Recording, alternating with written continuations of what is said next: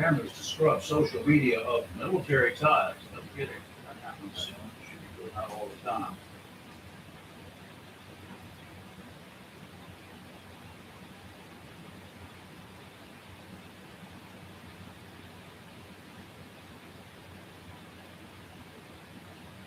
Hawk fire, plastic cookies, and pro sucker topper. You're right. Okay, now I've got to behave. Is that right? We're good to go.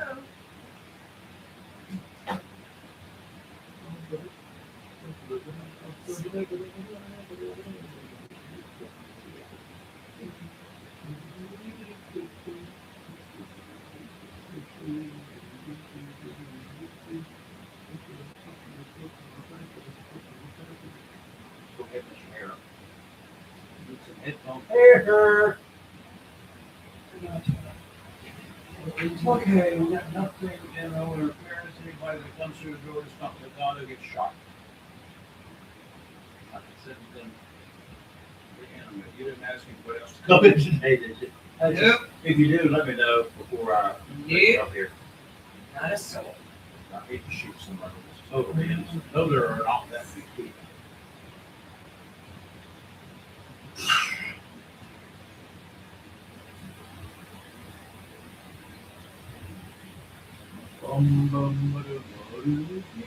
These damn brass knuckles are wonders on some.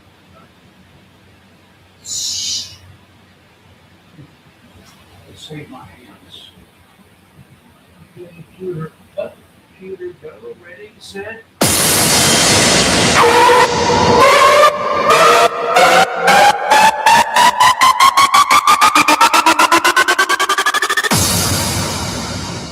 Ladies and gentlemen, may I have your attention, please?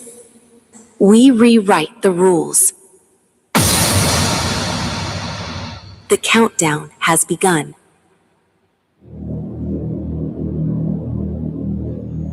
The show starts in 10, 9, 8, 7, 6, 5, 4, 3, 2, 1, go. Yeah, okay. Well, I'm just trying to remember what buttons to push where. Another wasteless Tuesday. Everybody else is yet thrown. Just told me what I should be doing, and I don't know without asking them. What is today, anyway, by the way? Tuesday. I assume most of y'all forget. Normally, I would consider Tuesdays as the most useless day of any week. Amen. A day that only serves to separate Monday from Wednesday. However, today, our friends, in a half hour, this day is going to change. Our special guest is a man I met for the first time about a dozen years ago. He was introduced as an old FBI agent. That means not old as in age, just old as in he used to be an FBI agent. FBI is in Federal Bureau of Investigation. Nice, but he would not be the first such Fed that headed for the golf course after they retired, right? Exactly. Yeah, they all seem to do things like that. However, this man, I quickly learned, was a whole lot different than so many others. John Legato is his name. He's been our special guest many, many times. And today, I believe he's going to share some information that will probably tick off a significant number of the folks living around these parts. Not tick them off with him, just tick them off about the information that he's got that he's going to reveal. Part of it has to do with the honor awards, including the coveted Medal of Honor award. Ruh-roh. So hang in there until 7:30 when this decorated FBI agent and a Marine that served during one of, if not the most grueling 30 days of the Vietnam War, the Tet Offensive, the battle for Way City. I'm Rayford Brown, and this is Live and Local Real Talk. Welcome to Tuesday. Good morning, and I'm Lee Barrows, and I just want to start off the morning by wishing a very, very special person I consider a friend a very happy birthday. Happy birthday to Major James Capers today. Mage, what's happening, dude? You're what, 73 again? This is his 84th trip around the sun. And, we all honor him. He's an amazing man. There was supposed to be a get-together today at his home because we do a once-a-month Capers Foundation meeting. And it has been postponed until next week to give him time to rest up because the man is on a travel train. He has been everywhere, appearing here and there. And he's been eating a lot of food, so he needs to chill for a little bit. Yes, and so we're giving him time to rest. And next week, the meeting's been moved to next week for those of you that do attend it. And we will honor his birthday next week. But happy birthday, Major Capers. He's just a special man, special man. And I will say the people that meet with this group that we meet once a month, very special people here in Onslow County. That's great. And I so enjoy going to the meeting. So that is good. That's really good. Yes. If y'all see flashing lights bouncing around the room here this morning on our camera, normally an indication of incoming phone calls, and you see that I'm just ignoring the caller, it's intentional. I won't ignore the calls of those of you that we have found that have not found their way to my list. Those who have found their way to my list, the one of you, the rest of you don't need to worry. I still like y'all. A Jacksonville man I met back in 1970, more than a half century ago, and came to admire more over the years, even though our paths did not often cross, was laid to rest yesterday. Known as XY Brown, or to people like me, Brown, later as Lieutenant XY Brown, was born James Brown 98 plus years ago. Wow. Amazing man, another hero. Think about it. XY served the citizens of Jacksonville for some 68 years as a police officer and assisted in the police department and a community public safety officer. The stories about XY have been told time and time again during this last year of his life as his health was diminishing. The stories, folks, are true. All of them. He would laugh at that. He served this country as a soldier in the U.S. Army during World War II. Think about how many people do you know were active duty during World War II anymore? There are not that many left. The only one was my dad. He went in right at the end of World War II, but of course he's passed away since. But and that's how I met John Legato, was through my dad back in 2015 when we needed a guest speaker for a dinner. It was the Onslow County Republican dinner. And I was told to get John Legato. I was like, who is John Legato? Well, I found out that night. And what a great evening meeting him and listening to his stories. XY had a special place in his heart for the children who walked to school at Northwoods Elementary on Henderson Drive. No driver was allowed to encroach anywhere near the pedestrian crossing.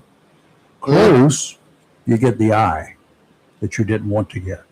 Cross the magic line by 1 inch, and you quickly learned that Brown did not have any leeway in his heart for violators of the law. Not that law.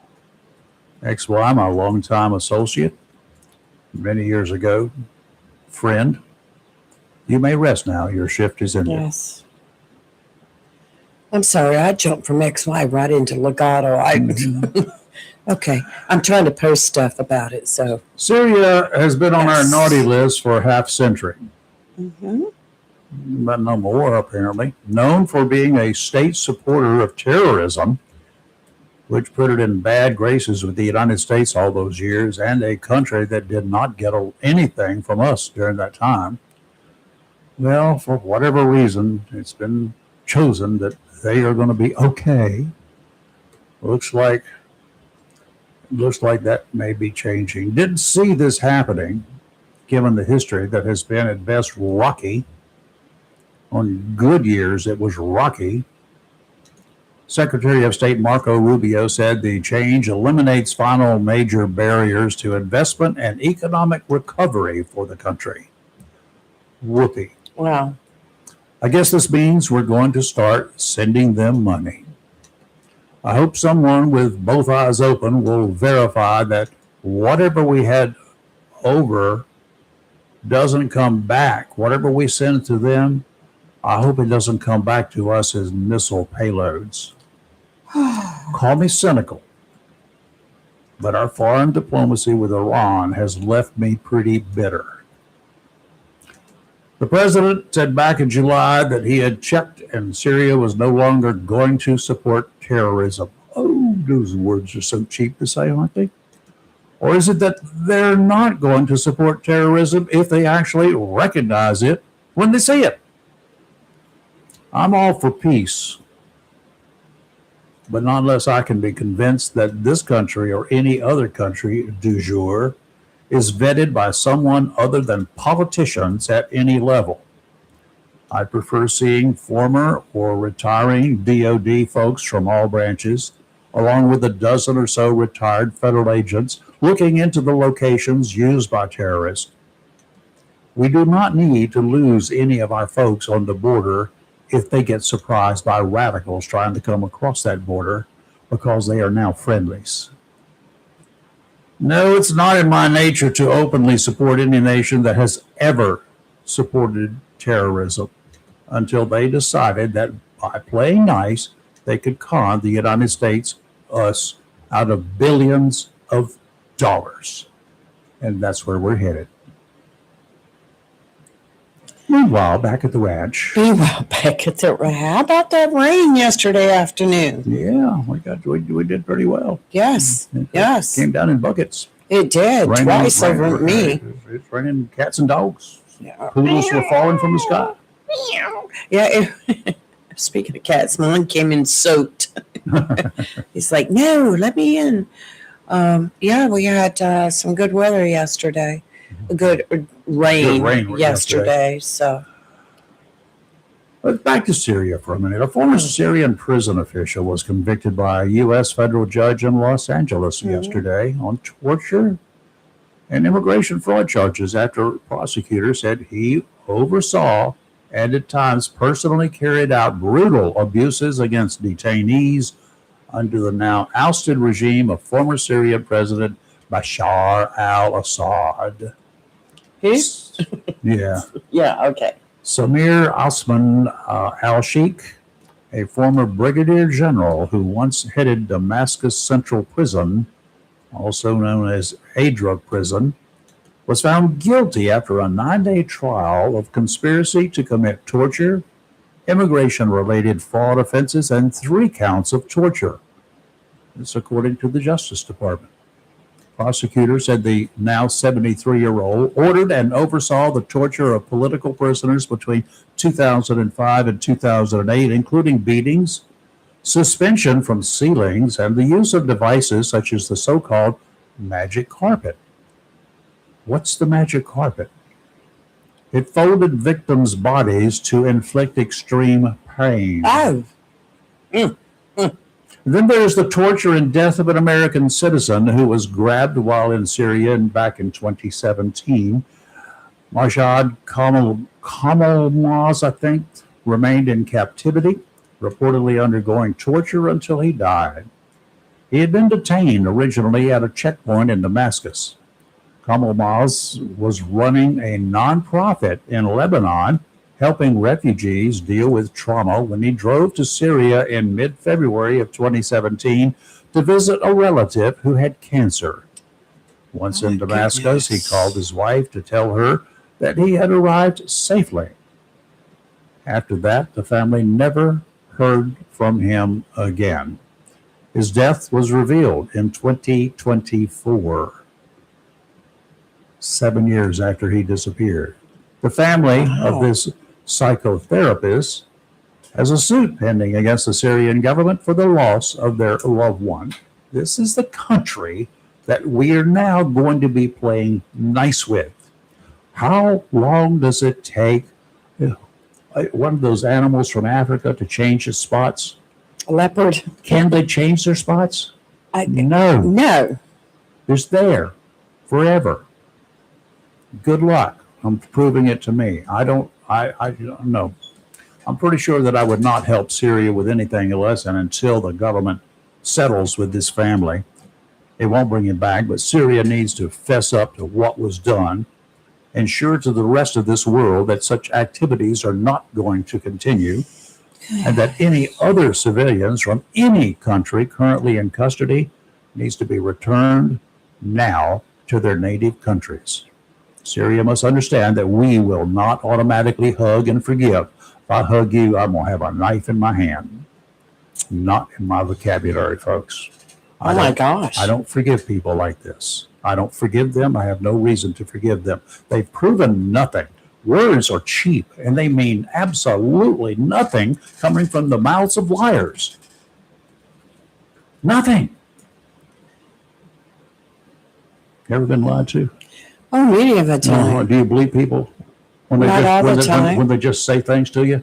Nope. Yeah. I take it all with a grain of salt. You see, But when we're dealing with a country like Syria and we want to give them billions of dollars just so they'll play nice with us, no. no, I'm not. I'll send you some uh-uh. artillery rounds, that have been launched, but not for you to Right. launch. I'm just There's a lot of payback yet, dudes. tired of being the world's bank. And it's just right for just the other day I went grocery shopping. Oh God, geez, And you're gonna make me mad. there is a type of sugar that I buy that I make my iced tea with. It's a sweetener, and I used to pay like $4.98 for the bag, and then it went up to $5, $5.50, $6. Now it's over $7. It jumped again. Why? Is there a sugar shortage somewhere? Well, is there a trucking shortage or the truck's not running? I mean, what's going on? And most everything that I picked up, the prices have just jumped again. And I think it's I don't buy the I think stores. it's the stores. I'm not buying the stories that are coming I'm not out. either. I'm tired of hearing the lies. I'm just hearing, I have no reason to doubt that they're telling us lies. I think the grocery stores they take some of their products, they up them up a little bit, they up them in price. They know we're going to pay for it. They know we're going to buy it. Yeah, because after we get used to not having it, or we don't get used to not having it, when we get used to having it, we go without it for a few days, and it's like, oh my God, the end of the world is coming. I'll go pay anything you want. No, That's what we do. and that's what we're stupid enough to do. If you use a certain product and it's the product that you use over and over and you've been using it for years, it's hard to change and you end up paying the extra pennies. Right now it's quarters for it. How would It's this just- be? You hear of movements all the time, right? Right. How about if everybody in communities, Mm-hmm. how many grocery stores do we have here? Oh, every corner. 50, 60 in the area? Probably. Whatever. How about if we just all get together and agree not to go to 2 different stores for 2 weeks and let those stores sit there? That would be Do you interesting. think we would get their attention? And then we move to 2 more stores. Well, we don't tell them in advance which 2 stores. Yeah, it's And we just just don't show up. you can't tell me that there was a reason to raise these prices. They can tell you anything they want to. They can lie with the best of them.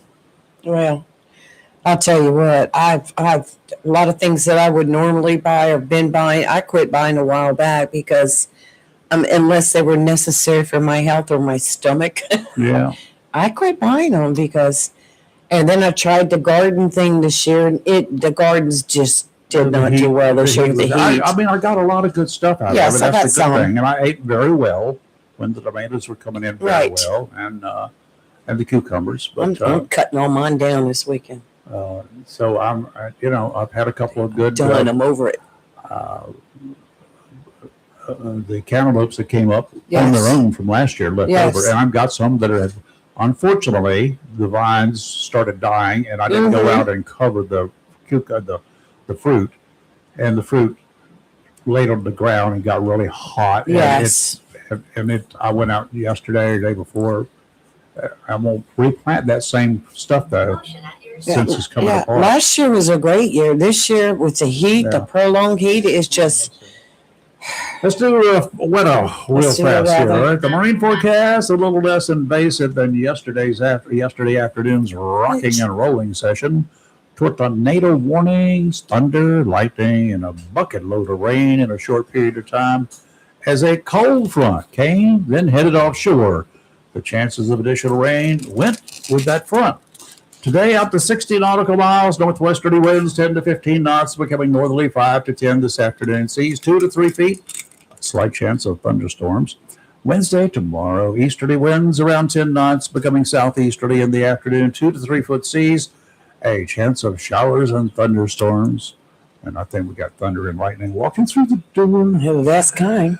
Easterly winds around 10 knots tomorrow. Thursday, southwesterly winds 10 to 15 knots, seas 3 to 4 feet. Showers with thunderstorms likely in the morning, and showers likely with a chance of thunderstorms in the afternoon. And this morning we have some patchy, dense fog. Otherwise, mostly sunny with a high near 90. Calm wind becoming north around 5 miles per hour. Tonight, mostly clear with a low of 68. Wednesday, a chance of afternoon showers and thunderstorms, mostly sunny with a high near 89. And Thursday, showers and possibly a thunderstorm with a high near 89. Checking with some of the Ham Nation folks out there. Ham Nation. Ham Nation. What's a Ham Nation? That's where a bunch of hams hang out. Oh, I'm hungry now. Yeah, I picked up a little ham, a little round package yesterday. Did you? Yeah, it's about that long, about that big around. Yeah. And just sliced up. $4.99. Well, I bought 4 one ounces. that's like this and is pre-sliced, and it was like $8. But unfortunately, I picked up the maple infused flavor. What's wrong with that? You don't It's like just, maple? it just doesn't taste right on a ham sandwich. I don't have a Would you problem. pour syrup on your ham? Absolutely. I'll pour syrup on anything. Anyway, Leah with the Woodlands. This Leah in the Woodlands, 69 degrees this morning, 96% humidity, 29.98 inches of mercury. She had some fog in the morning. Foggy frogs, whatever. Ribbit. That was a singer that used to do that in his live performances. No, Bobby Goldsboro. Bobby Goldsboro. Well, I was He close. used to say ribbit a lot. Anyway, no wind this morning, 1.02 inch of rain. Joe in the Burrow, 70 degrees. Joe was watching the SpaceX rocket. You guys can go to our Facebook page just below where we are right now. You'll see that thing in motion. And also, he got a great still shot of it this morning as well. 70 degrees at the Burrow, 99% humidity, 29.95 inches of mercury. No wind, 0.06 inch of rain. Just a little bit of rain there in Swansboro. Joe slipped on over to Emerald Isle. That's where he got the video and the pictures from. 74 degrees there, 97% humidity, 30.03 inches of mercury. Winds were light, westerly, about 4 to 6. And no rain at the island. Richard in Jones County, 68 degrees. He had 100% humidity. He said fog was heavy. And let me tell you how heavy the fog was. His visibility that he reports is for the aeronautical stuff. Right. 8 to 10 miles in the mornings. It's 0.1 mile this morning in fog. You don't want to be flying in that mess. West-northwesterly wind at 2.91 inches of rain yesterday, 30.01 inches of mercury. In Cedar Point, Ward out there on the point, 97% humidity, 72.9 degrees, 30.05 inches of mercury. Southwesterly breeze, just barely a breeze, 2 to 3.01 inch of water or drippings from birds in his rain gauge. Onslow Bay, Ken says 70 degrees, 99% humidity. Variable and light winds, 1 inch of rain. He and I don't normally get any rain out here for some reason. I know you don't. He got it, and I got a little. Randy in Southwest on his golf cart this morning, 69 degrees, 99% humidity. Boomer says it's kind of foggy. He can hardly see out there this morning. 29.93 inches of mercury, calm, 0.68 inches of rain. Bladenboro, way down yonder, 67 degrees. James reporting patchy fog, 91% humidity, 30.01 inches of mercury, northwesterly wind at 3. And he had a 1/4 inch of rain. In Crew, Virginia, Michael said 60 degrees. Oh, nice. Oh, it gets nicer in a minute. Nice. 60 degrees, 81% humidity, 30.10 inches of mercury, westerly breeze at 2. No rain. Now let's go to Matoka, West by God, Virginia. Lee, the other Lee, the one from here, he's in his camper. 50 degrees this morning when he woke up. Clear, low humidity. Oh, can you imagine in the mountains, 50 degrees, and you can see forever? Never had that look in the mountains. Oh, you haven't? No. Oh, yeah, you had a hurricane. Only person I've ever known in my life that goes to the mountains and ended up with a hurricane a couple years ago. It happens. That's Won't happen again, I guarantee you that. My favorite person in the world is here. Oh my God. Thank you. the one, the only, the vivacious. You just got a haircut too, like I did, didn't you? I And, tell you, and a little bit more here, there, and everywhere. it's a long story. It's It's a long Wow. Somebody got wild and crazy. Yeah, my barber went too far. Got confused. He's very confused. Long story short, I had a mustache for 30, 40 years. Yeah. Yes. Ever since I've known you. And my wife tells my barber, Oh, your wife gave your barber instructions? yeah, she said, you need to trim his nose and mustache. It's going. So she's, my barber's cutting my mustache, trimming my, and I was away from the mirror. When she turned me around, I saw Adolf Hitler because she had cut it so close. I had two, and I'm dark anyway, and it literally looked like Adolf Hitler. So I shaved the rest of it off. I saw pictures of you on Facebook, and I was like, "That's not I John. didn't think it was him. That's not." I really, Raquel must have hit, and it just came up that that's not when John. you said you saw all the messages, yes, it was Yes. John. I went back and I looked at the eyes. I said, "Oh, there you are." We had to blow it up really I big. had to look at the eyes. And then when you told me about the mustache, I said, "Okay, that is John." Yeah. But you look younger. How is the barber doing? Listen, I'm afraid of her. That's the problem. I haven't been back. You haven't complained to her, in other words. Oh, no. She has scissors and other straight, pointy objects. I think she's a terrorist. I'm not sure. I'm afraid to ask, and I don't care. Be sure not to go by Are there. you sure that your wife mate did not actually give her instructions on the down low? But what you heard was just trim it a little bit. Oh my! And when I say Okay, this, Lori, let's talk. Let's talk, Lori. We can talk. I'm not kidding. I watch a lot of cable TV and Hitler. I don't know. I'm fascinated with him in a bit. And when she turned me around to the mirror, I saw Adolf. You thought you had died and something had popped out, right? Yeah, I mean, it was like two classic Hitler mustache. Wow.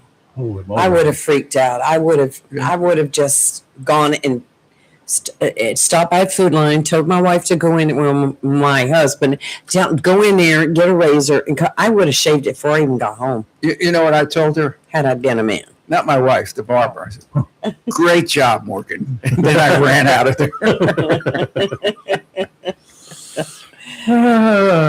Maybe she will forget it by the next time you go in. Oh, never. Oh, Never. Yeah, no. You won't let her forget it. He's scared now. Well, I'm leaving in a few days. Yeah. I'm moving after 14 years here in Jacksonville. That sucks. Why? I will miss it terribly. Is it because of us? No, in spite of you. I love you guys. That's the problem. Leaving is going to be, I'm embedded in this community. I mean, You are.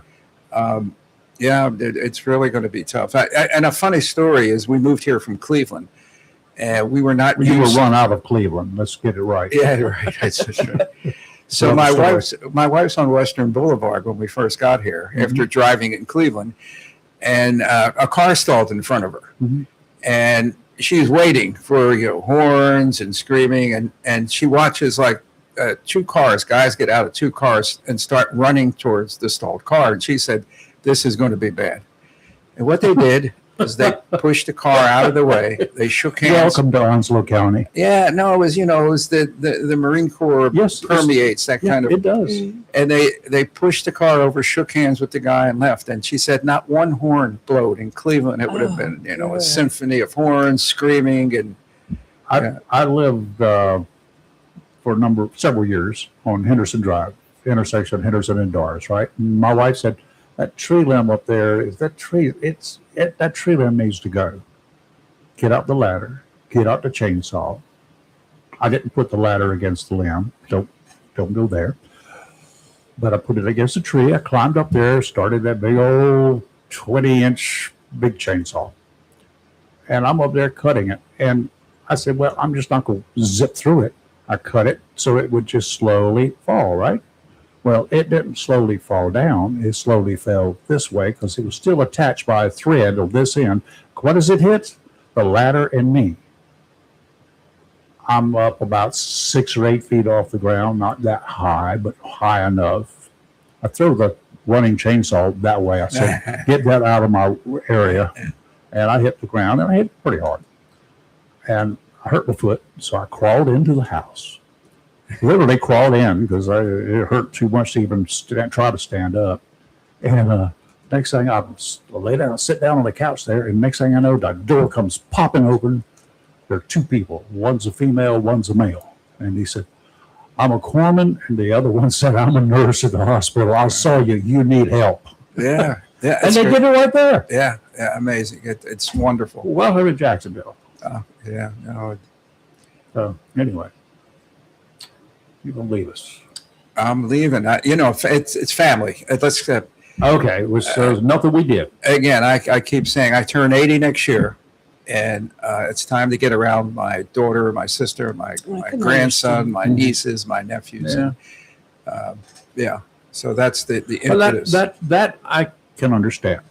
Oh, I can understand that too. And we ain't that far apart in age, so I understand. Well, you look a lot older than me, though. I do feel that way too. I'm kidding. It's the mustache that you don't have anymore, Adolf. I have to say, you look so much younger without it. Oh, keep saying that. No, It that does. mustache will never grow back. When I saw the picture on Facebook, I was like, that's not John. Why is she saying it's John? That's not John. And I sent him the picture, and we just kept looking at it. I didn't keep looking. I said, no, it's the wrong picture. They put the wrong picture up. I just moved on. Right. I just ignored it because I just thought it was wrong. I said, you need to call John and find out if it's true that he's moving. And I said, what? He can't move. I thought that was a What are you gonna lie do? too. So, but I did know we talked about you were looking at it some time ago. You were because your boat sale and all that sort of good stuff. I knew you were planning, but I didn't know it was going to be this soon. But moving when you're older is not for the faint of heart. Like we moved 20 something times. Yeah. This is the weight loss was in direct relationship to the move. I mean, and I don't know. You just worry more than What do you get rid of? What do you say? I'll tell you what. I'm saying this for shock value, but I found my 1947 circumcision bill from Charity Hospital. Oh my gosh, of all things to find. Yeah, I mean that's That's the kind most treasured item that you could find. No, what I'm saying is I evidently got it from my parents and kept it. Why? Well, listen, because I could say this on the radio in 2026. I mean, I found stuff from, I've been married 56, it'll be 57 years. I found stuff, report cards from. How did that work out? Well, I wasn't the best or brightest, but Survived. Catholic school, 12 years. Had your knuckles intact? I got the crap beat out of me through 12. It's funny. Back then, I mean, they hit. In the 50s and 60s. I get to Marine boot camp in the 60s, and of course they could hit. And the Marine Corps drill instructor hit me, and I thought to myself, I didn't say it, Sister Rosemarie had a better got it shot on than you. me. Yeah, she hit. Oh, Lord. So folks, for the newbies out there, those who haven't tuned in before or just moved to the area, John, he served in the Marine Corps. He had this little duty out there in Southeast Asia for a while, and 30 days of it, and was kind of like a vacation away from the brass and everything else for part of that, right? That 30 days. You're talking about Way City. Yes, I am. Yeah, Way City. Well, it's funny. In '67, before Way City, we were at another iconic battle, Alpha 11, Contien, Oh, yeah. which was at the DMZ. I read about that. It was the siege. I'm telling you, Contien. We were an undersized battalion surrounded by 2 or 3 battalions of NVA up at the DMZ. And I think it was 19 or 29 was in the month before us and got overrun. Their perimeter got overrun. Mm-hmm. But we would get hit every day with between 300 and 400 rounds of rockets, mortars, and artillery from NVA, but from North Vietnam. They were rolling out these heavy artilleries, and every day we were long range stuff. Yeah, we were dug underground, and there was rats. There was an infestation of rats, and they were so big they looked like Rottweilers, and they would. They're easier to hit that way, though. Anyway, right? Oh no, you made friends with them, the rats. They could be lunch one day. Right? We would name the rats. They you were in a. How could you tell the difference? Well, that's interesting you say that, because you're in a specific hole. You weren't in a tent. You weren't you literally dug in these hills into the mud. So your rats were specific to your hole. And so we would name them like one had a squeal. We called him Frank Sinatra.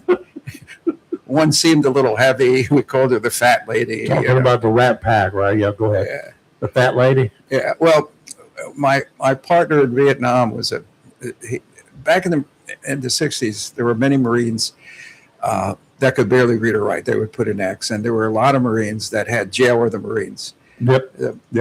A particular guy, Nick Carangio, I hooked up with, tough kid, great Marine.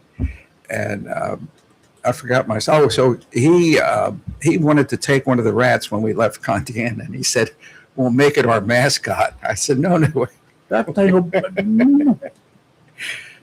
you ever have to do battle with the rats? No, I never did battle with them. Never mounted an attack or anything? No, I never know. Not you, them. No, I'm not going to say they were friendly. I mean, we never get to know them. They would just, if you would try, we couldn't sleep like we could sleep and fit bits and pieces. Mm-hmm. But if you went to sleep, they'd run across your body at night, and, squeal. And There'd be some squealing. Lee would never sleep again. I would never sleep. Right? No. No, we didn't sleep in Vietnam. We would pass out for short. In Vietnam in the 60s, you never slept a complete night. Mm-hmm. You were either on perimeter watch, night ambush, LP, something. The best you did was 4 on, 4 off, right? You would just, do what you could. And then in the monsoon seasons, we were out in the monsoons. There was no forward post.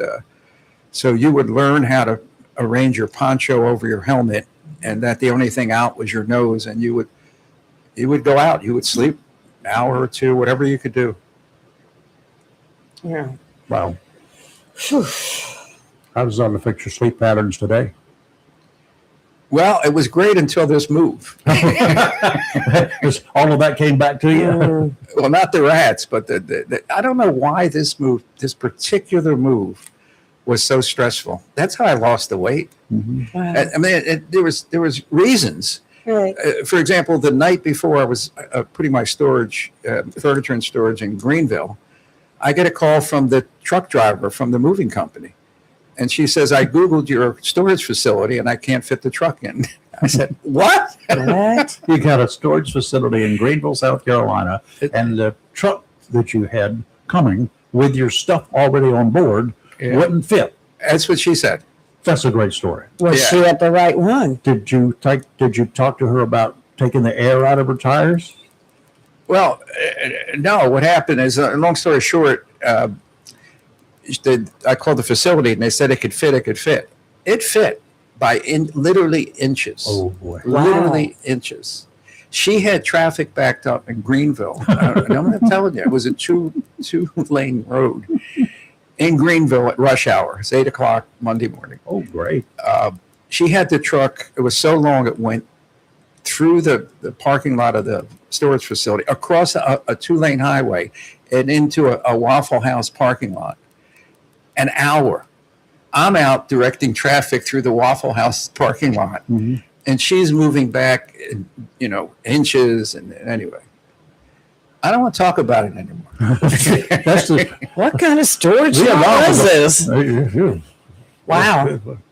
All right, John, he did a stint in the Marine Corps and a stint in Vietnam. And he got out of the Marine Corps, decided he better get some education. Well, I got expelled from college. Oh, Now let's back up. Oh my Back gosh. up. In why did you get 1965, expelled? I'm not telling it on the radio, but I'll tell you the story in a minute. But in 1965, I was the first person in my large Italian family to get accepted to college. Okay. In 1967, I was the first person in my large Italian family to get expelled from college. Yeah, the two for the run. Yeah. The closest I got to a 4.0 was my blood alcohol. So anyway, That's the reason you were expelled. yeah. And for anybody that remembers, in 1967, Yeah. you were going to be drafted by the Army within 30 to 40 days Right. if you lost your educational Right. deferment. So I tried to join the Navy. There was a year waiting list. Tried to join the Air Force. There was a year and a half. I made the mistake of having a couple beers and visiting the Marine Corps recruiter. And you liked the uniform. No. You didn't? Well, I mean, I love the uniforms, Uh-huh. but I told him, I said, I don't want to go to Vietnam. I promise you. I don't want to be in the mud. And he said, if you sign today, he knew I was Italian. He said, if you sign today, I'll get you embassy duty in Rome. I said, okay. 3 months God, later, how gullible were you? very gullible. I was a teenager. 3 months later, I was a basic rifleman in Quang Tri, Vietnam. And somebody said, didn't you complain? And I said, to who? Where did the buzz? What you? I mean, you weren't even familiar with those things, were you? What? Those weaponries of war at that time. I was from South Philly. I knew zip guns. Yeah. That was the extent of my weapon. And there's not but two people out there other than you and me that know what a zip gun is. Yeah. It's a manufactured quite often with a couple of pieces of pipe and some makeshift firing pins that you do yourself. Weird stuff. Yeah. Yes, I know. So anyway, it was great. I was fortunate. I was assigned to Company A, 1st Battalion, 1st Marines, and had no idea. I had no idea who they were, but the leaders in that company, the company commander, Navy Cross winner, the platoon commander, Navy Cross winner, the company gunny, Medal of Honor, the company sergeant, E5, Medal of Honor, but I had no idea. That was my only experience, and I thought, it's just iconic Marine legends. Gordon Batchelor, Ray Smith, who people know was a commanding general, Local guy, yeah. John Canley, and Freddie Gonzalez. I mean, were my leadership. The gunny. What's that? The gunny. The gunny. The gunny. The gunny. He's got some books out, folks. You might want to pay attention to that title, The Gunny. It's a great book. There are any number of others. One I like one of the early ones, but the one I really like is The Comey Gang, because I have personal thoughts about that. Yeah, The whole situation. It's recent. The Comey Gang. The Comey Gang. Yeah. And then, of course, Was it Mr. 4786 himself? Yeah. She show man. Oh yeah. I mean, we would have to be as gullible as you were in 1967 to buy that story that he came up with as a defense. Well, the problem is he could never get convicted for that. No, he couldn't. I mean, because you have to prove intent. Yep. And you'd have to be a mind reader. But he's got some exposure elsewhere. I'm sure he does. Yeah. I'm sure there's stuff out there. Okay. But anyway, after all of that, you spent a little time playing the peacenik, right? Yeah, I had long hair. I ran for mayor of Slippery Rock and lost. But for 10 years, and it was a fantastic time. For a whole decade, I worked with severely developmentally disabled children and adults in the community. And that time was, people say, what's, the time you like most, that you got the most rewards out of it. Yeah, I was going to say that's for you. That was for you as well as for them, right? Yeah, it was wonderful. I was going through photos. I found photos of the groups I worked with. What my job was is, and you'd have to understand the 50s, the 40s and 50s, is when you had a baby and the baby in the hospital, had Down syndrome or whatever, or they thought, had developmentally disabled disabilities, they would take the baby from the hospital, from the mother, and put it in a state institution. So what happened is, in the early 70s, when I got involved, my job was to take out the most high-functioning people and put them back in a community setting. Really? Yeah. And I met people at those institutions whose only disability was blind. I'll tell you a story. I'm in this institution in the middle of nowhere. It looked like a horror house. And I walked in, and in the atrium, I heard beautiful piano music. And I went, and there was a girl in her early 20s playing the piano. And I sat down next to her, and she was blind. You could see she was blind. And we had this wonderful conversation. She was evidently brighter than me, based on this conversation. I'm thinking. So I went to the superintendent. His name was Joe Colombata. I said, Joe, why is the blind girl in the atrium not out? Because we were getting the higher functioning people out. And he said, John, it's because on Sundays parents visit and she plays the piano. And I said, Joe, so you're keeping her in this hellhouse because she can play the piano? I said, I think not. So I got her out. Oh, my God. But those were the types of people that should never have gone to these state institutions. Yeah. I hope we've come a lot further than that. Sometimes I wonder, but I just don't know. But I see good programs out there today that have come a long ways. I know that it's happening. So even in the 50s, when I started school, we had some folks like that. Same way, they were kind of like shoved into a corner. Yeah. But just done away with, ignored, given up. We had some wonderful stories. I don't want to get into too many, but one was Mark Fox, who had Down syndrome. And people with Down syndrome are normally the higher functioning, on the scale. Mark was brilliant. I mean, he had been in Crescent State Hospital for his whole life. We got him out. Mark was amazing. I mean, he was amazing. He lives today independently. I think at last I've heard, he moved through the whole process of this hellhole Crescent State School and Hospital to an apartment with another resident, Harry Heichel, who looks like an accountant. And so those were the types of stories that just touched my heart. Very rewarding. Yeah. Good for you. Yeah. And then along comes a desire to do something else.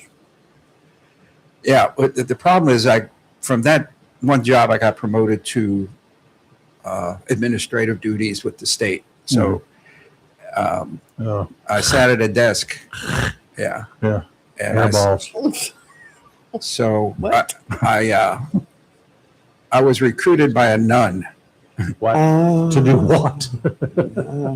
Well, Oh my goodness. You were going to be the rifle bearer or the yardstick bearer or what? as a Catholic nun. Yeah. Her name was Joanne Pierce. And Joanne Pierce had the distinction to be the first female FBI agent ever.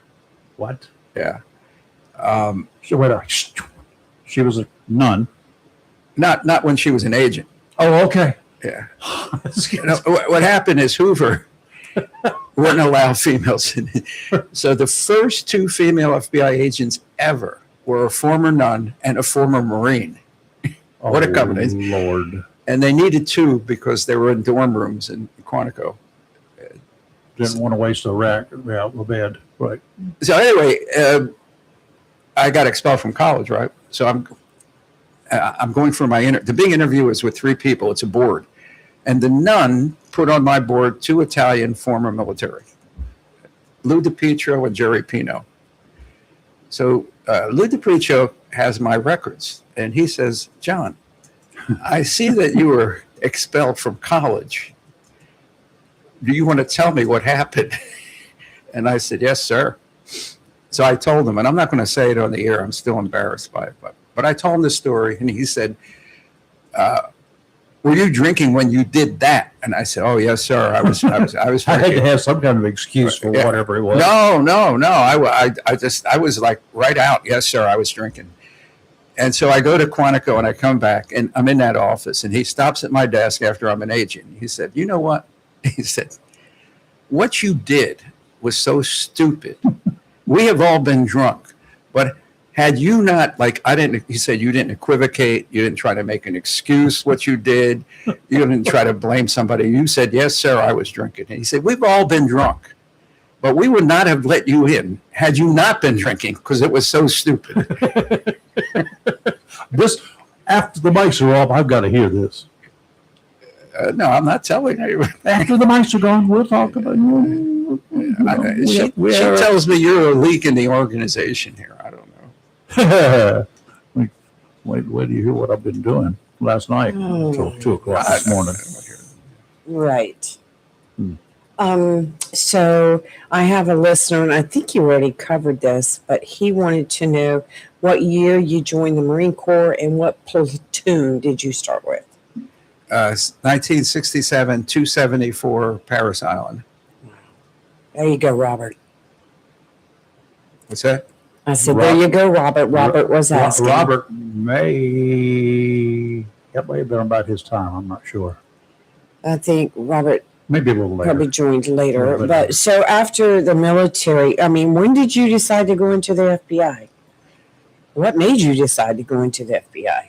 I had been 10 years working with handicapped children and adults. And what happened, I'll tell you, is it was when I was there, it was a state-run program. And Governor Milton Chapp funded the whole thing. Then it switched to federal, Medicaid or something. And then what I could do when I was with the state, I could travel. I would visit the homes. And when it turned to federal government, I was just sitting in an office in the state building in Pittsburgh all day. And I said, I need to get out of the office. So I applied to the FBI. And somehow I got in. Wow. Well, that's good for us. It was not real good for a lot of people because how long was it before they decided to, buy you a strip club? And why did they want you to act like you were a strip club guy? Well, the strip club came years later. Oh, which okay. was, but I initially went undercover with biker gangs. A Yeah. biker John. gang? Yeah. What? Did you have a bike and dress the part and do all Was that? Eventually I did. I mean, that I got just a taste of it in I don't see Pittsburgh. any tattoos. Yeah, I had tattoos and I have colors. You can't infiltrate legitimate biker gangs, Hell's Angels. Right. So you could ride with them. And what happened is there was a Vietnam veterans motorcycle club. No. Yeah. And now I'm in Memphis, Tennessee with the Bureau. And I go undercover. And I become the president of the Vietnam Veterans Motorcycle Club in Memphis, Tennessee, Really? and it's legitimate. I don't know if they still Right. have it. In the 50s and 60s and 70s, most outlaw bikers were former military. So I had an informant, and he was into the Iron Horsemen in Memphis, which was a major outlaw motorcycle gang. And he was going to introduce me. So I was this Vietnam veteran motorcycle, but I needed a female. So they found me Uh-oh. not an ATF federal, but a Tennessee moonshiner female agent. A revenue. Yeah, Wow. and she was great. She, she had her teeth was a 710, split, Oh. tattoo, but totally believable. So I bought a stolen Harley, and I started associating with these You guys bought a stolen Harley. from them, which Oh. was a violation. Uh-huh. I needed a motorcycle. Yeah. Uh-huh. That wasn't sanctioned by the Bureau. I You don't forget. So my Yeah, I would memory forget. is You do, so it's fuzzy now. Convenient memory At loss. my age- Not a problem. Yeah. I understand. Well, statute of limitations also is over. So FBI agent buys a stolen motorcycle. That's one of the Okay. things that it's so funny that a lot of us will say, like when people say, "Do you remember doing this and this?" and we pause and we look in the sky and say, "Do the math." All right, the statute of limitations is gone on that one. That was a misdemeanor, 2 years and done. Stepping back just a minute, I have another question for you. Frank wants to know, do you know anything about Mac v. SOG? S-O-G? yeah, the military affairs, Vietnam. What happened? I think he's referring to at Way City when we were the first unit into Way City after 31 January. And this MAC-V compound was a major compound in Vietnam in Way City. Way City was a French city. It was unlike anything we'd seen. It looked like New Orleans. And this MAC-V compound got hit by first of all, they told us that we were going into Way City. We were undersized company of about less than 100 Marines. Normally they're 200-300. And basically, and I didn't know this at the time because I wasn't counting, but history puts the amount of NVA in and around Way City as 10,000. So the night that they took the city, the MAC-V compound was hit hard, and they barely survived. They had, when we got there were NVA bodies piled like 2 and 3 high at their front gate. So that's what he's talking Because the about. Army was dropping artillery there. It was Okay, mostly right. Army. It was commanded by an Army colonel. Yeah. And they had a couple Australians and very few infantry, a few Marines. They had a few Marines there who won, Navy crosses and stuff from the seas. But that's what he's referring to. The only other place in Way City that was held by friendlies was the Citadel, which was across the river. But the MAC-V compound got hit hard. Yeah. Okay. Okay. So now you're in the Bureau, and you're riding around on a hot motorcycle. Sizzling. With a hot chick, She was a big chick. a She was- biker babe. But nobody would ever peg her for law enforcement, trust me.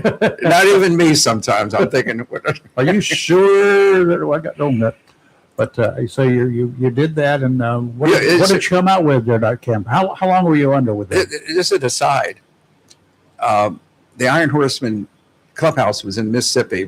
Memphis is right by Arkansas, Mississippi. And the person that was hanging there all the time was Jerry Lee Lewis. Mhm. Yeah. He loved strippers. Oh. And I have photographs somewhere of Jerry Lee with the biker girls. And the problem is Jerry Lee had 2 wives of his died under mysterious conditions. One of them was his cousin. Huh? He was married to his cousin at one time. She Yeah, was well, 14 when they got married. Almost 15. Let's give the guy Almost a break. 15, but she was Give the 14. guy a break. She was almost 15. His brother was it Swaggart or something, the preacher. Jimmy Swagger? Jimmy Swaggart, yeah. He played in Jacksonville one time. Did you know that? No. They closed the Center Theater for the movie because they didn't have a venue. And they brought the piano on stage, and I forgot who the piano company was here at the time, but they said they knew that was going to be a destroyed piano, and it was. He did his thing, and he banged that piano up pretty hard. Yeah. But he had a crowd. of Well, not people. only did that, then he banged pretty hard. Yeah, I'm sure he was Oh. everything else too. No, that was bad. That was bad. Yeah, I exactly. apologize. Yeah, well, he banged up cars a lot, and Yeah, he did. he was he drove in the parking lot, and just Yeah. he had he was probably about a .15 when he woke up in the mornings, and then he started drinking. You know what? With all that said, he was a great musician. Oh, he was a great I love musician. Jerry Lee. Oh Lord. Okay, so you're doing this. How long did you work under with a biker gang? I was only in Memphis 2.5, 3 years, I think, but that was also my entree into topless clubs. and we're talking about topless clubs. How did this go over with J. Edgar? I had to ask permission later from an SAC, Special Agent in Charge, high-ranking official. Said, boss, I want to operate a high-end gentleman's club as an undercover operation. And I remember this silence as he was digesting this. How am I going to tell J. Edgar? So he said, let me ask you a few questions. He said, you're going to be in there With naked women. all the time, every day. Omaha. Yeah. And what else are you going to do? Well, you know, I'm going to maybe hire the girls, buy the Interview liquor, them. interview. And he said, well, tell me the benefits of the operation. And what happens is, as a lot of guys listening to this out here, this show right now, know what happens in Gentlemen's Club. Everybody goes through a high, especially at this time, we moved into high end. Priests, politicians, criminals. It's sort Cops. of lots of cops. So I explained the benefits is that once I was believed in my role at there, and the great thing is there's, without giving up undercover techniques, there is like 4 or 5 things that make you a legitimate undercover agent. One is your background.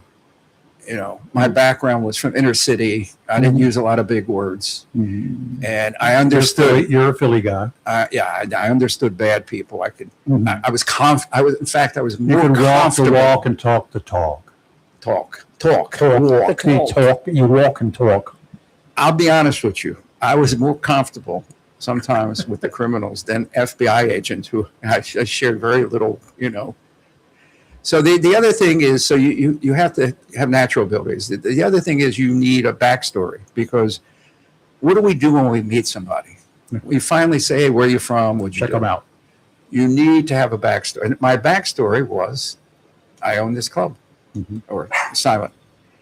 The other thing is you need props. So cars, your apartment. Okay. What were my props in this club?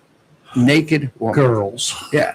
They were fantastic props, because nobody would look at me and think. They did not know anything about No. this. Oh my God, no. I mean, they talk. But anyway, so I was creating the illusion that I was who I was, and it worked. Yeah. So you're there, and your mission, you had to have a mission purpose there for being there, other than just running a strip joint, right? Well, I was organized crime.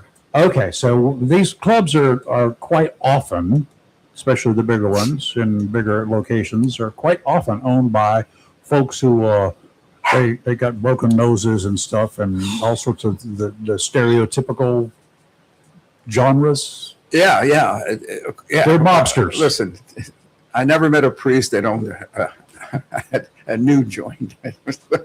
Well, but the people that get into it, obviously, they're businessmen, but they also have that angle of that side of them. You know what I mean? And gentlemen's clubs are barely legal, to be honest with you, because in the 60s and 70s, prostitution was rampant, drugs were rampant, and they knew about, the owners knew about. Now, the club I ran, and that was part of the deal, none of that stuff would I put up with, you know. Sure.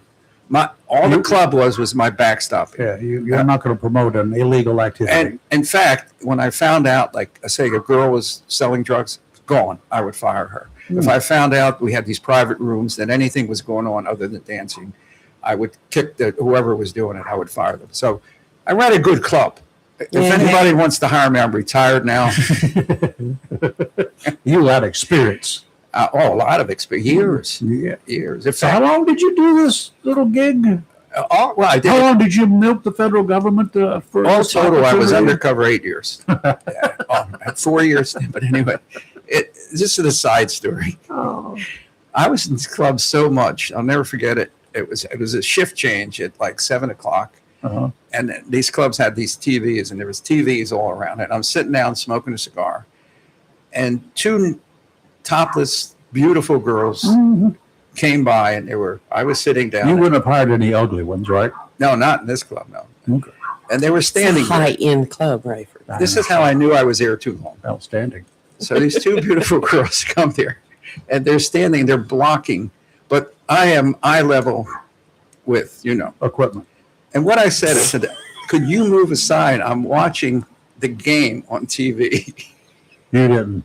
I did, well, but because I was immune at that point. Seen one, seen them all. Huh? I would rather see the game. I was watching that. I forget what it was, but You could see the other anytime, right? But the game was going to be on and then going to be off. no, Right? I was totally immune to breast. I got over it. I was going to say, have you overcome that deficiency in you? It took a while. I don't know if we want to go here. We're through with this. Yeah, We'd like to get you into trouble. Okay, well, let me ask some questions then. You be quiet. During your time of doing your undercover operation for all the years that you were running the gentlemen's club, I mean, were you like regularly reporting to the FBI? I mean, what exactly did you do to earn the paycheck from the FBI, so to say? And that's a great question. I'm glad you brought it up, because if we didn't bring it up, the We had public to was get going to away think from- that I was just in this Right. club for you. Yes, what happens is eventually you meet criminals. I mean, it's easy, especially when they think that Yeah. you're shady. So what you do is you have violations. Like, for example, I bought guns from people. I bought drugs from many of them. And I'm not talking, 8 balls or ounces. I mean, the FBI doesn't deal in that stuff. Right. We deal in kilos. And we deal in many guns. So, and once that gets out, and the word gets out, then criminals come to you. I had people coming to me that own legitimate businesses, guys that you wouldn't think, and they said, "Hey, I have this business. If you ever want to launder money through it, and I chased some people. What I'm saying is, there were people that were basically good people and wanted to do stupid things, and I say, you got a wife, you got kids. Why do you want to do this? It was a target-rich environment. A gentleman's club is a target-rich environment. Imagine. Yeah. Well, did you once you left that? I gather you either shut it down, sold it, or whatever. I mean, did you ever worry about when it actually got out that you were actually an FBI undercover agent? Did you ever have to worry You about went to trial with all this threats? stuff, right? You know what? Backing this up, the end of it was 102 people indicted. My gosh. Well, what happened was this. Once I established myself as a legitimate wise guy, I went to Vegas for 1.5 years. And I was dealing with a made guy, a Gambino. And I had a warehouse on Convention Boulevard, across the street from Debbie Reynolds Casino. And so I was making him money. And I would say, Ronnie, now I knew Ronnie Marazzo shared a jail cell at Lewisburg Penitentiary with the head of the Philadelphia family, and that's Hallie, and some other big league guys. Right. So I said, hey, Ronnie, I want to make a move somewhere else. I said, do you know anybody in wherever? And I know he did. He said, yeah. I said, well, look, would you call and introduce him? I'm going to go there, and I'll give you a cut of anything we make. That begat, and then what you do is, when I left Vegas, I introduced another undercover agent as my guy there. And he continued to make violations.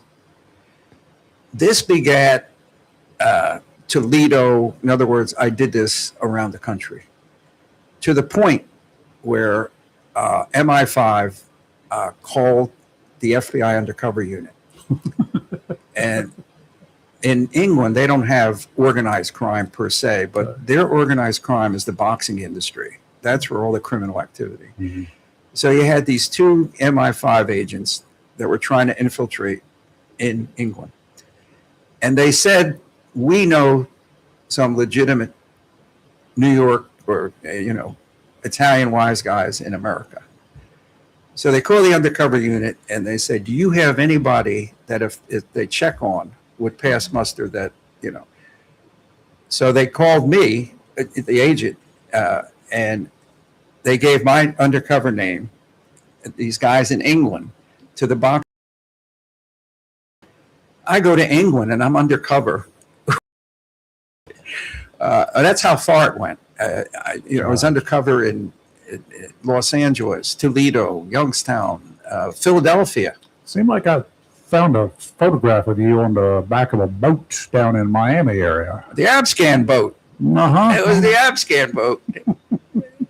We just changed the name of the Abscan boat. You know who I was with? Donnie Brasco. Yeah. My partner. Donnie Brasco. Donnie Brasco.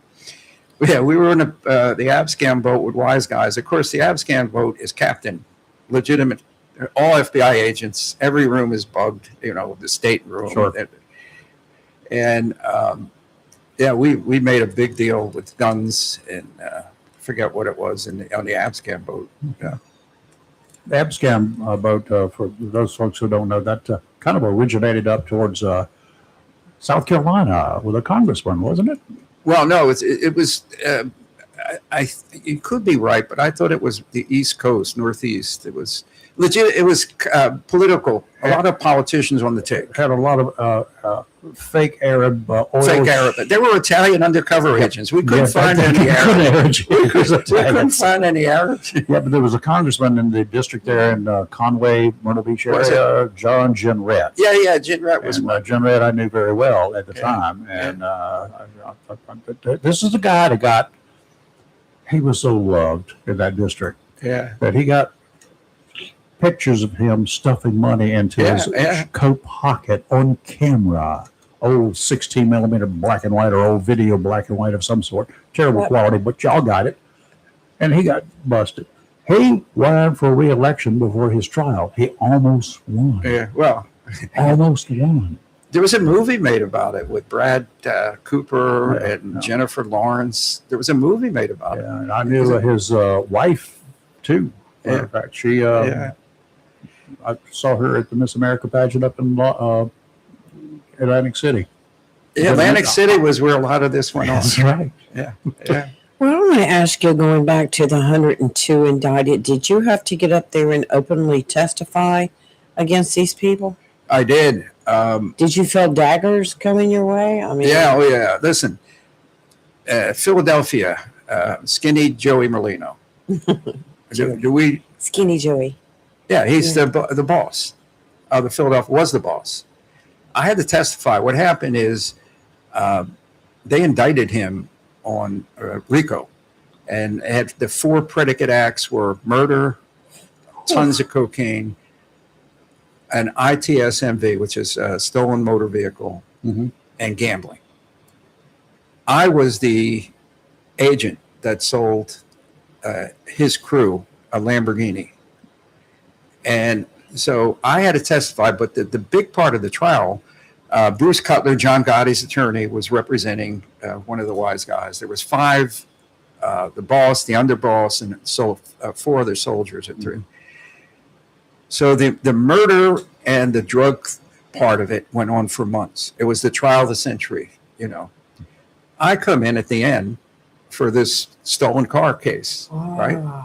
So I testify.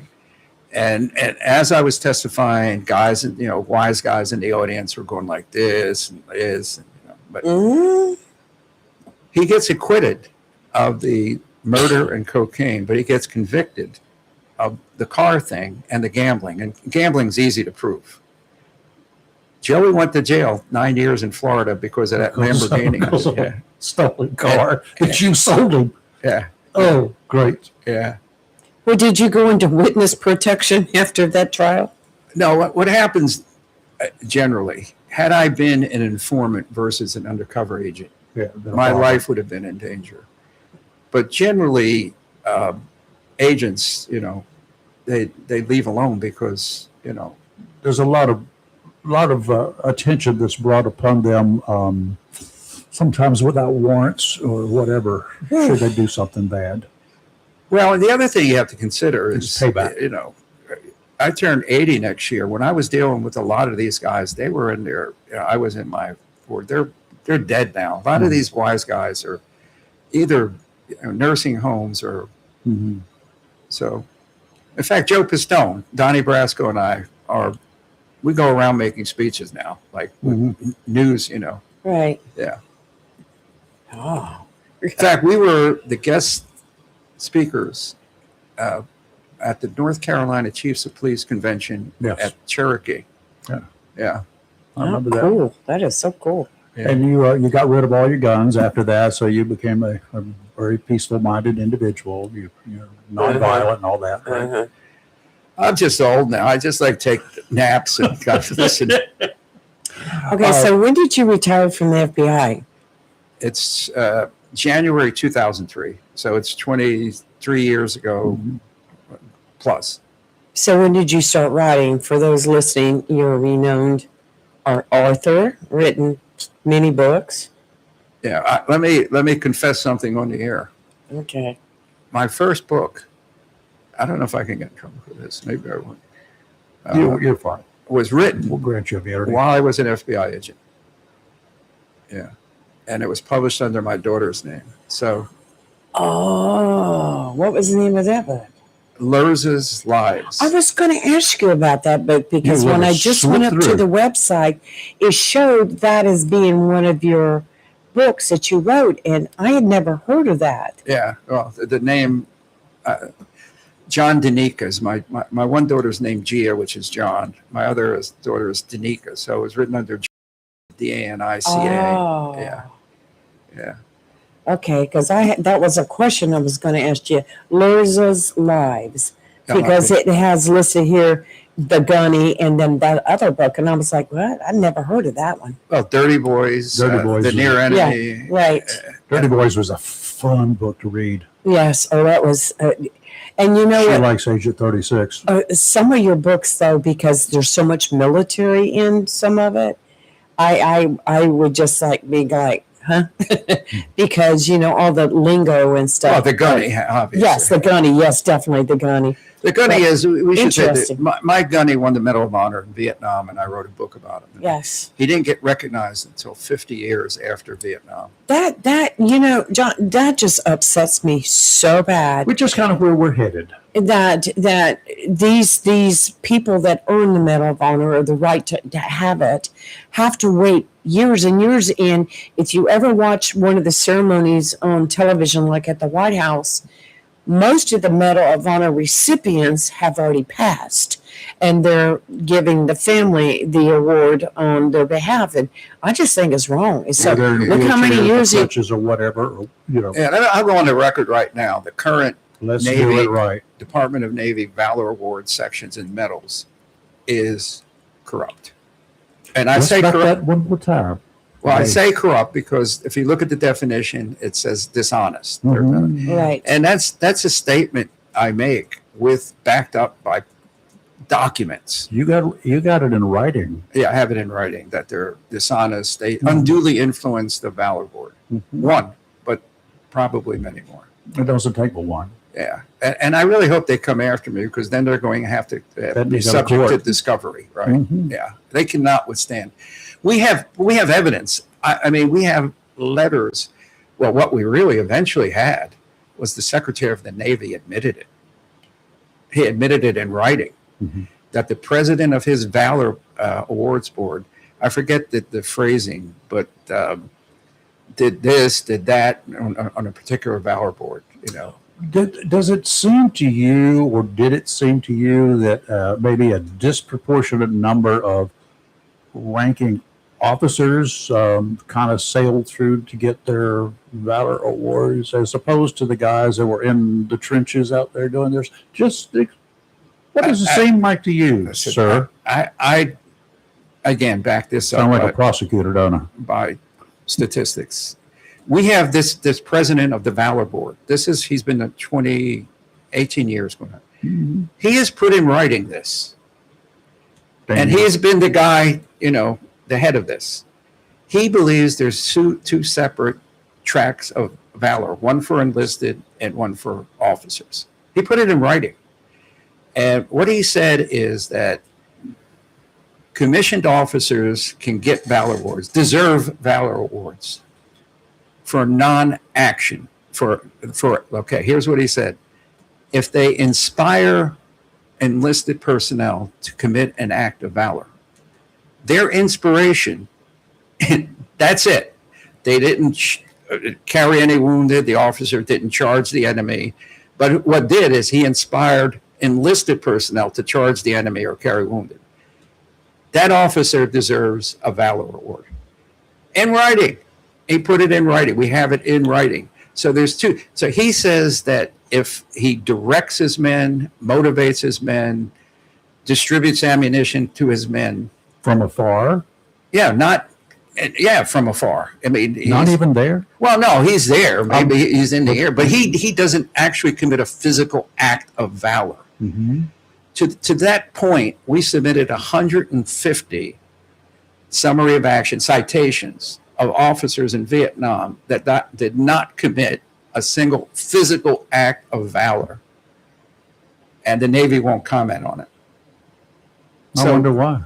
Because the president of their board has put it in writing that there's two separate tracks of valor. One, the standards should be the same, right? I would think so. Valor is valor, okay? It's a physical act. It's inspiration is philosophical. It's I don't know what it is, but I've been inspired to do a lot of things, but well, but we have evidence of this too. And I was there. At one of the signature battles within Way was the St. Joan of Arc school, the complex. It was a church, a convent, schools, And so the NVA held it. The 6th NVA regiment held that building because it was key to their defense of Way City. And they ordered us to take it. So we go in there, undersized company. There was 2 or 3 companies. And they had the positions, the elevated positions. When we went in the church, they were throwing hand grenades at us from the rafters of the church. I mean, that's how bad it was. And our E5 Sergeant, Freddie Gonzalez, had to eliminate their RPG rocket positions, and he had law rockets, and he was shooting law rockets, and he got wounded, and it just pissed him off, and he shot 4 or 5 until he got hit in the stomach with a law rocket. Ooh. Yeah. So I forgot where I'm even going. Oh, so we finally get to a position, and I'm not going to mention it, but a commissioned officer, he got a Silver Star, and his Silver Star said, we got in there and the lieutenant positioned us, the enlisted men, in forward positions to engage the enemy. They're hitting us in this enclosed area with RPGs and machine guns. And we're inside, So it says in his Silver Star that he positioned his men in forward positions and he was knocked down by the concussion of an RPG. Okay. The lieutenant. He was knocked down. Concussion? The concussion. And he got up. Is that kind of like when a jet airplane breaks the sound barrier and it's just over your Wait head a and there's a minute, little wait a concussion that goes off? Yeah, I know what that is. So the enlisted Marines who were in the fort, all of us were wounded. All of us were wounded. The gunny won the medal. He went up on a ramp. He got wounded. But not one enlisted guy got any Valor Award. 0, not even a Bronze Star. And they give them out, like candy. But the officer knocked down by the concussion, not by shrapnel, not by bullets, not by, A breath of air. That's a concussion. Well, we don't even know that happened, but It's a breath of air. It's a big breath of air, but it's a breath of air, right? well, it's an explosion Yes, where the which is a ground breath of shakes. air. Don't get me started on this. So, and then I know you worked for over a decade trying to get Sergeant Major Canley, his Medal of Honor. Oh, You went through a lot with that. 13 years. 13 years. Here's it. It would get rejected. I'm going to tell this, and people are going to say it's BS, but it's not. I get a call from somebody at the Pentagon or Marine Corps headquarters. They said, I'm so-and-so, Captain so-and-so. And he said, my only job is I have a list. My only job is to make sure your packet's complete before I could forward it.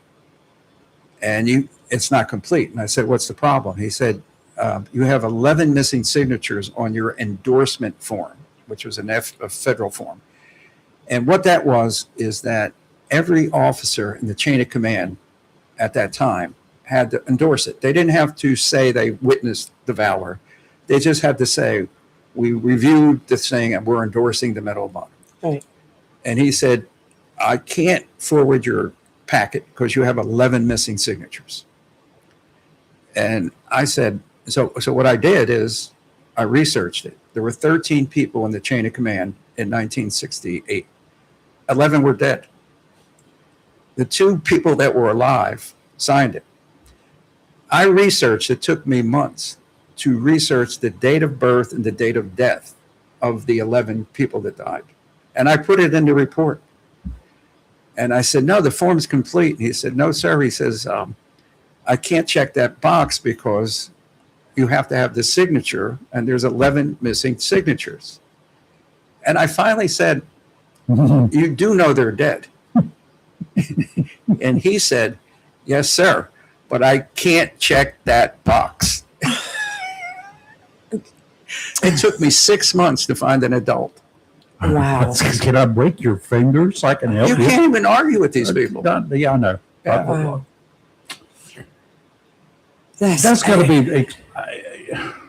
You've told that story before when you've been in here, and every time you tell it, it's like the first time I hear it, and I just get so upset with it.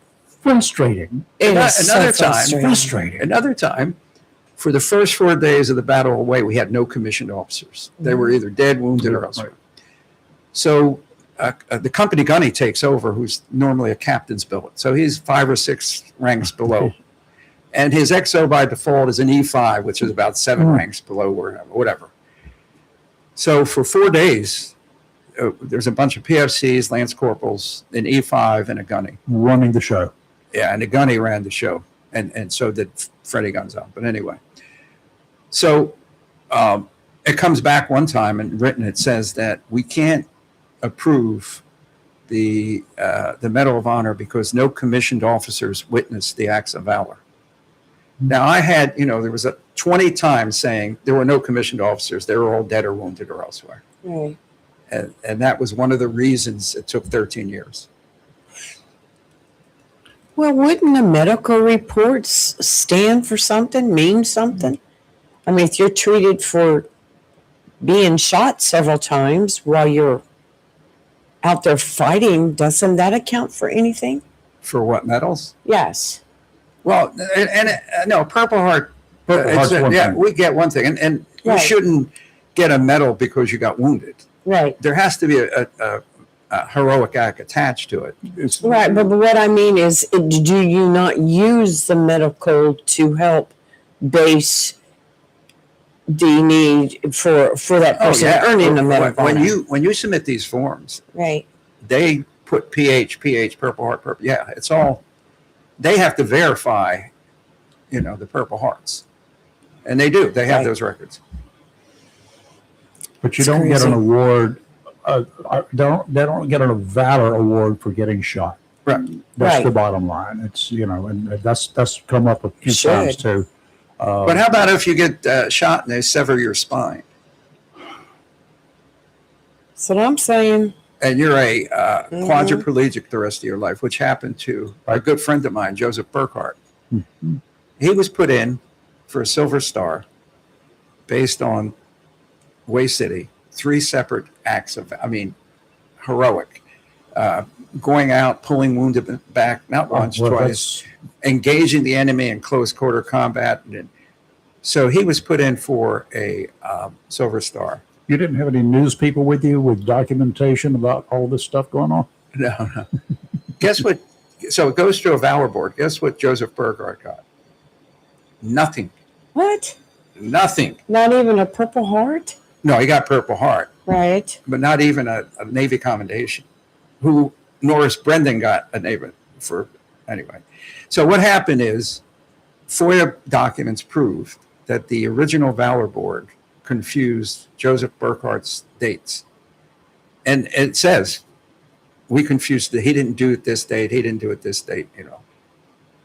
And that's the kind of stuff that went on with this Valor packet. He remained a quadriplegic the remainder of his days and died, you know, as a result eventually of being, you know, in a wheelchair. But, and again, he didn't deserve the Silver Star for being wounded. But what he did. It was amazing.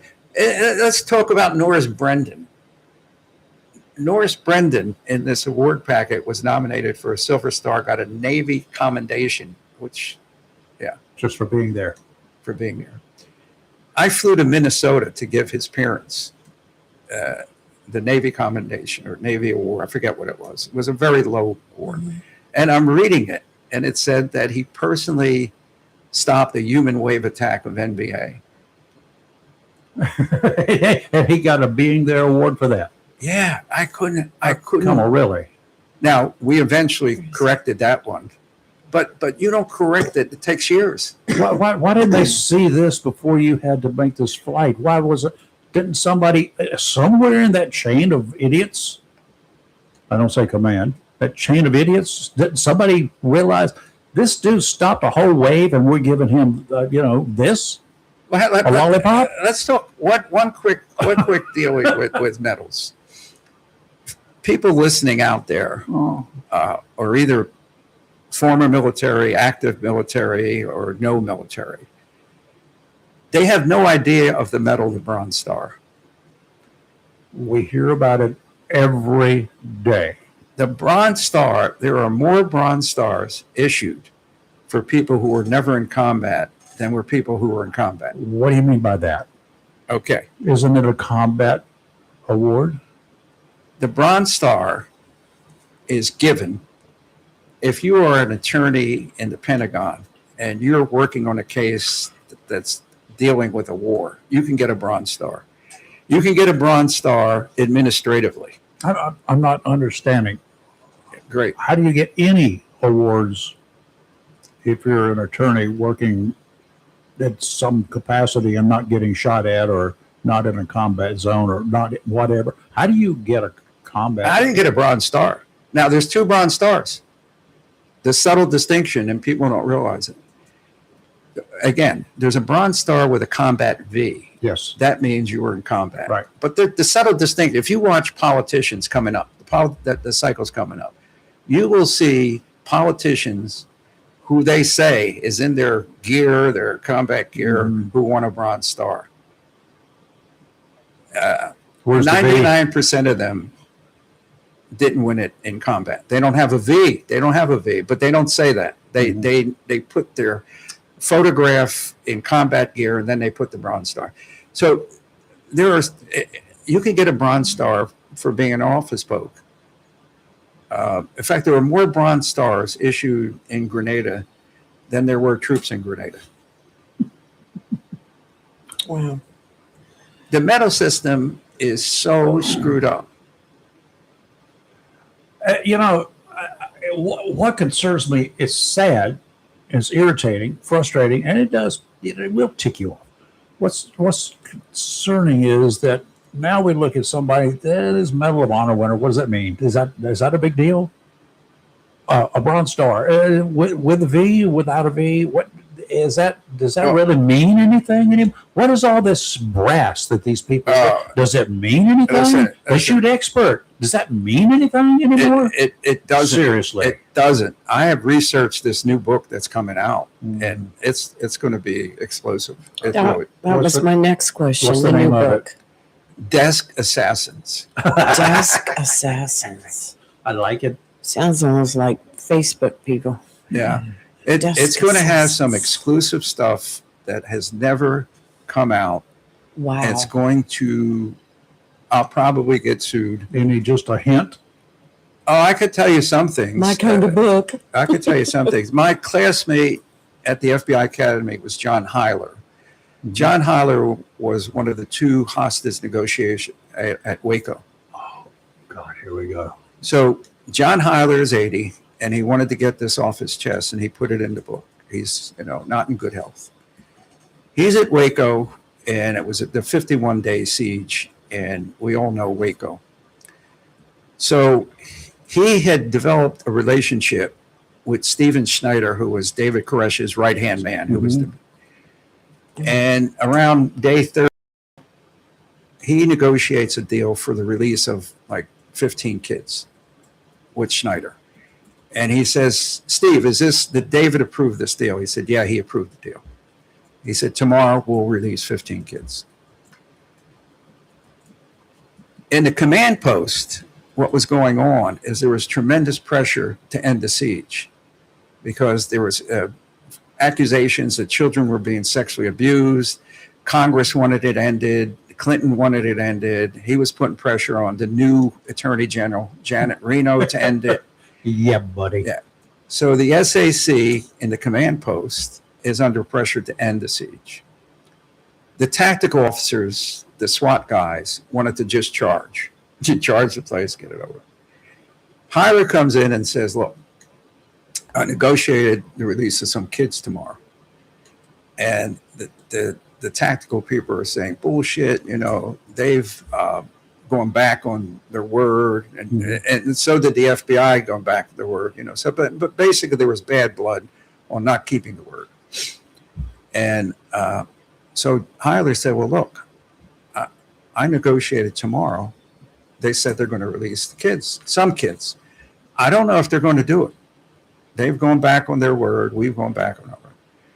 And the tactical guy, no, we need to charge. We need them. So the SAC says, look, we're not going to charge the place, but we have to up the ante. So what we're going to do tonight is cut off their power, which would have ups the ante. I mean, there's a whole bunch of stuff that you can't do without power that they were doing. Hyler says, why tonight? Why don't we wait? Do it tomorrow night. Do it tomorrow. And the SAC said no. So he goes back to and the phone goes off, and it's Schneider. And he said, what's going on, man? We had a deal. And Hyler said, I thought so. So they cut off the power. They didn't release the kids. And Hyler watched that compound go up in flames, was crying his eyes out, because not that he knew that it would have happened, but it could have happened. And he's going on the record the first time on this book saying this stuff. That it could have been as many as 15 kids who would have lived. Yeah, he never came out. This is stuff that never came out. Now, when I look at this, the first 15 is the beginning. The beginning. If they agreed to release 15 and we, the good guys, said we accept this and they come out, okay, now what can we do next, right? That's the standard negotiating tactic. Waco never should have happened. No. Because what happened is this. ATF, and it's a long story, was under the gun to do something. David Koresh went jogging every other day outside the compound. Right. And they could have just snatched him up. Anytime. Yeah. And without that leader, it would have been a lot easier. Yeah, he was the Messiah. But anyway. Yeah, he was in town. Yeah, he was in town. He would go to a music store. I mean, a street cop could have picked him up. They wanted it that bad. You know what they wanted? They wanted the D-Day charge, where they charged the building, and the images of those poor ATF agents lying dead on the rooftops. Yeah. I don't know if you remember. Oh, I do remember it very well. And the reason why that happened, everybody knew they were coming. Well, you had a little bit of television coverage there too. What happened? Yeah, that they invited the press out. That's what I mean. You had a little bit of television coverage, and everybody watches what's going on when there's breaking news. Well, no, before they even met, they put the notice out for EMTs for a certain date. Oh. And then they're staging. All this is staging. The press and tactical vehicles, a half a mile from the compound, the mailman comes by, He said, "What's going on?" I said, "We're going to raid the thing." The mailman was part of the Davidian. He delivered the mail, but they knew before. They had, Using the mailman again. A blunder. Complete blunder. but they're desk assassins. See, here's the deal with desk assassins. It's not a lazy, incompetent bureaucrat. They make mistakes because they're lazy, incompetent. Desk assassins is about bureaucrats who do it for greed, jealousy, careerism. The stories are endless. I'm getting calls. I could go on and on. Colleen Rowley. Do you know who Colleen Rowley is? No. She was Time Magazine, I think 2002 or something, Woman of the Year. She was an FBI agent. I interviewed her for the book. Okay. Wow. Colleen Rowley was a Minnesota agent. And the Minnesota agents, that's where Zachariah Musawas, who proved to be the 20th terrorist for the World Trade Center, was taking flight lessons. So these agents get on Musawas and they arrest him and they want to search his belongings. And the supervisors at headquarters, FBI headquarters, refused it for a year.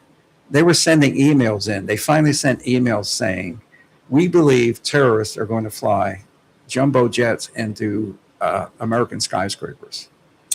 We're not going to give you the warrant. We're not going to give you the warrant." This went on a year. So as the first plane hits the North, I think, World Trade Center, they're on the phone to headquarters and saying, "We told you this was going to happen. We told you this was going to happen. We give us the warrant." They said it's a coincidence. This is their exact. This is what?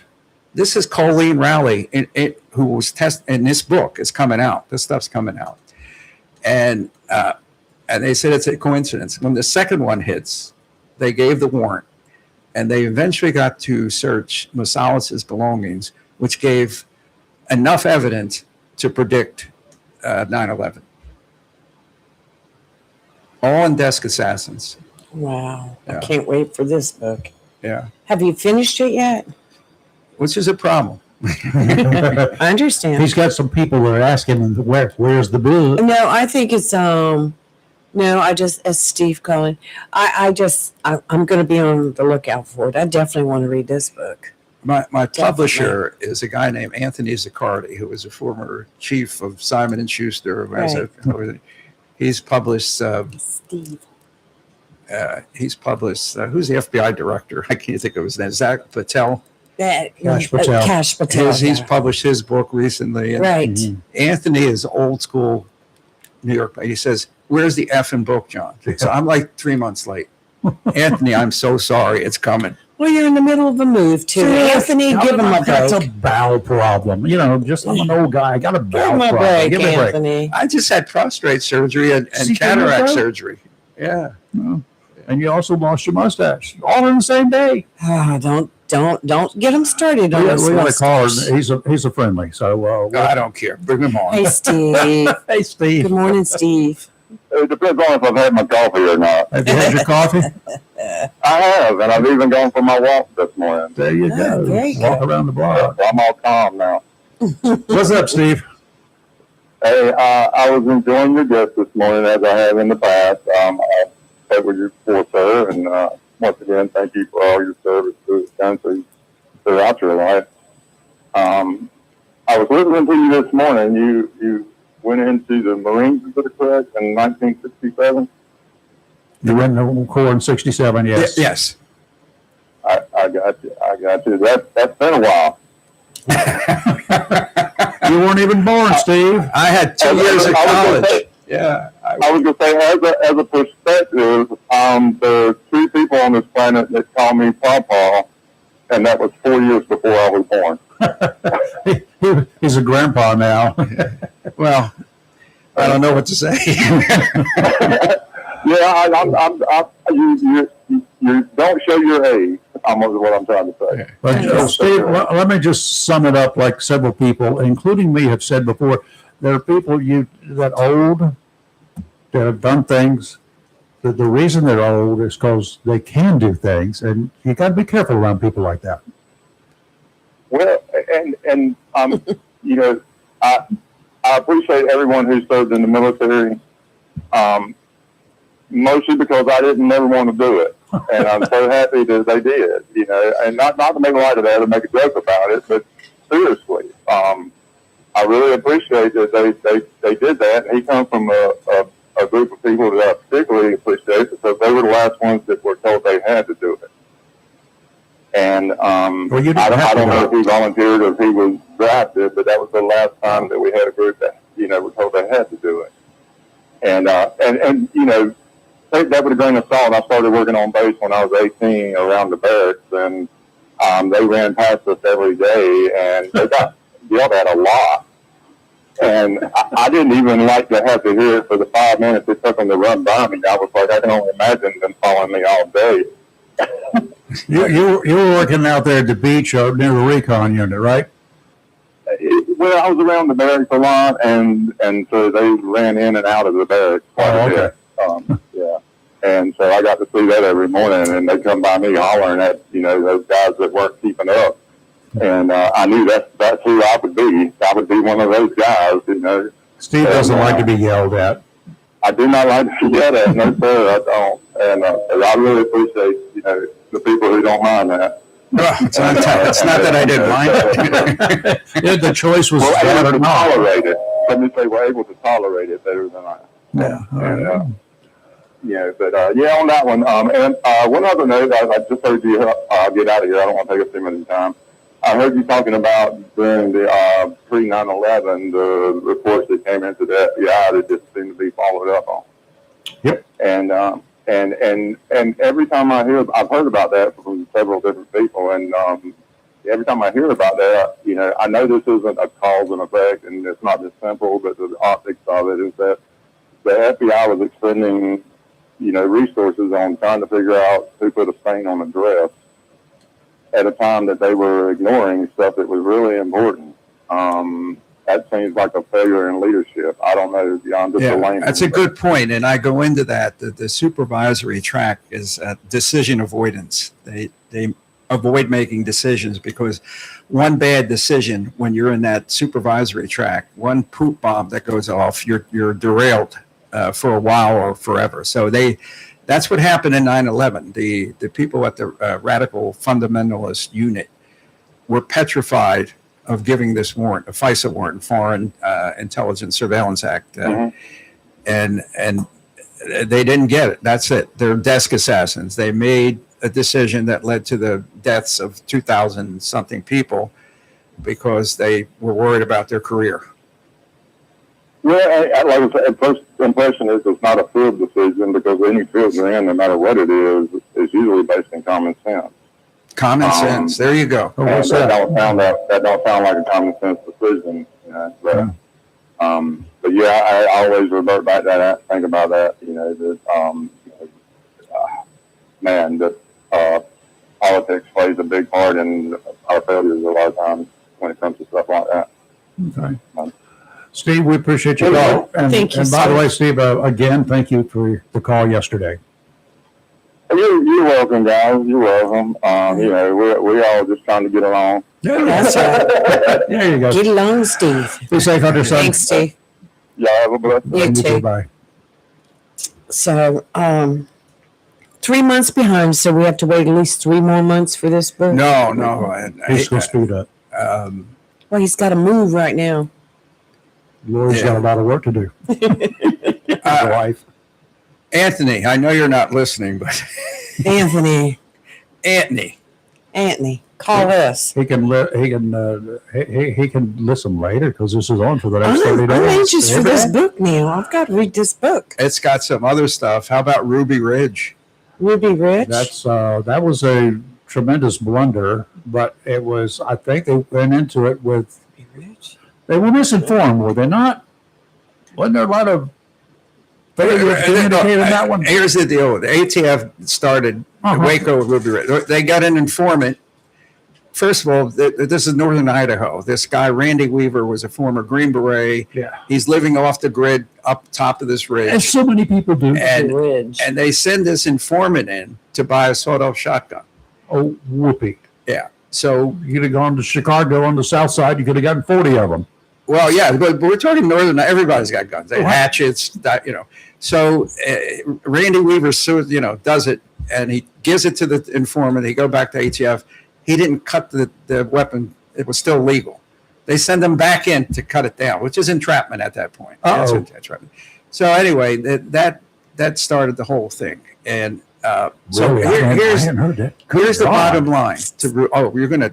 My friend Mike Cahoe, before he died, contributed to this book. Oh, And so you have what happened then is ATF issued a warrant, and they sent Marshal Service to reconnoiter, surveillance his area, where the top of this ridge.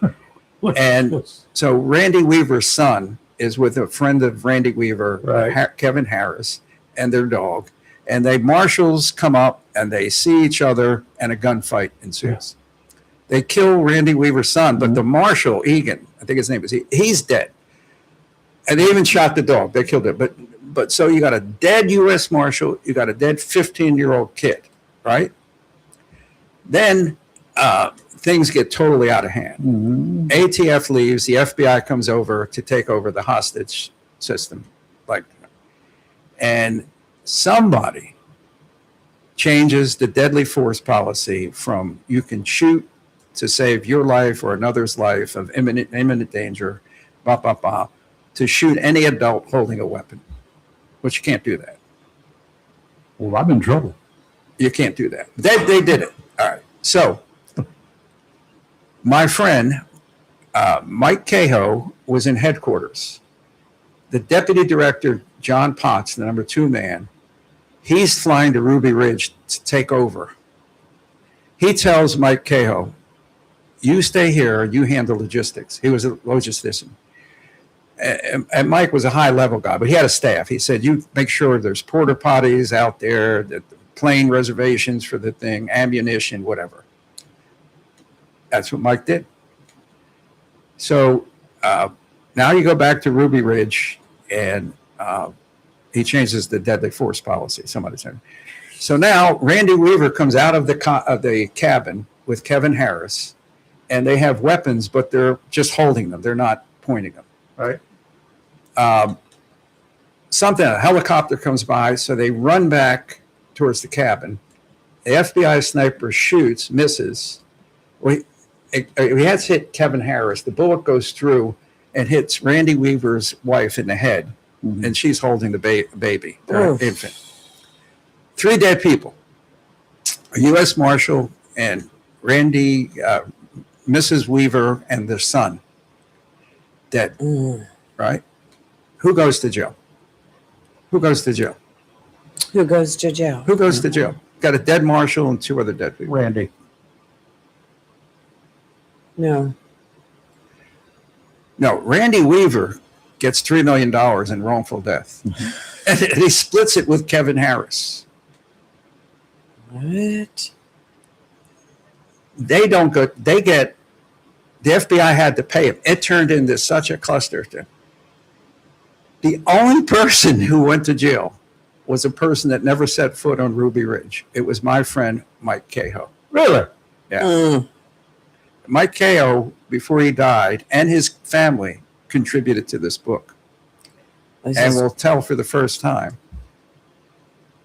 what happened. Okay. Yeah.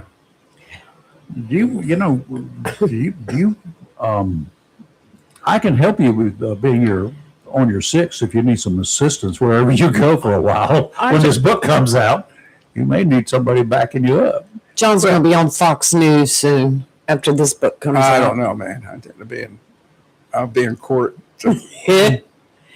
Just let us know. I'm going to come sit in this court case. But the problem is a lot of this stuff's documented. Right. It's not. But I found people that are willing to give stuff that's not been Ruby Ridge has been documented. Waco too. Right. But no one knows about these kids. Not the full story. We're getting. And then Rick Bell. Yeah. Rick Bell. About, I don't know that name. I don't. yeah, think. you don't know the name, but you know this incident. Okay. About 20 years ago, maybe, there was a 17-year-old black teenager who, in Valdosta, Georgia, fell into a gym mat and suffocated. This is coming back. Yeah, he suffocated. Okay. I'm trying. It's an unusual way to, Fell into as a forensics person, that would be a very unusual, odd. All circumstances would have to be in place And they were. for that to happen. They were. So the family, Kendrick was black, and his two good friends were Rick Bell's sons. And the family, without evidence, in fact, the investigation showed that the two sons weren't anywhere near the gym. Mhm. They alleged that FBI agent Rick Bell conspired with his two sons to kill their son. Oh, really? Really. And they weren't there. They weren't there. Plus, all the forensic pathologists came back that it was something of asphyxiation, accidental asphyxiation. Oh, so Rick Bell was an FBI agent. Right. Gotcha. Rick Bell had to endure at 4 a.m. tactical gear, tactical vehicles, tactical SWAT people bagged his door down. And If it's good enough for the president, it should be good enough for him, right? yeah, but that story's coming. Rick Bell's and his wife are telling this story.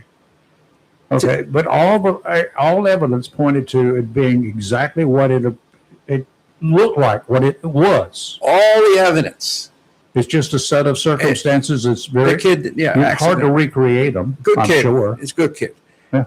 So without proof, it got so bad that when the investigations came out that the kid just had an accident, Mhm. they hire Ben Crump, who we know, Yeah. and get Al Sharpton. Well, great.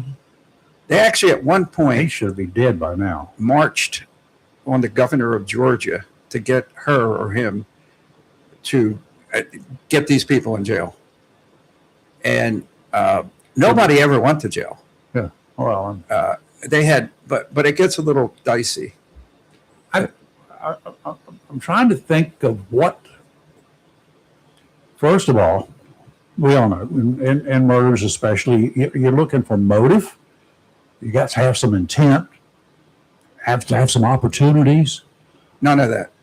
And I'm trying to what you've given me. I don't got nothing there to work with.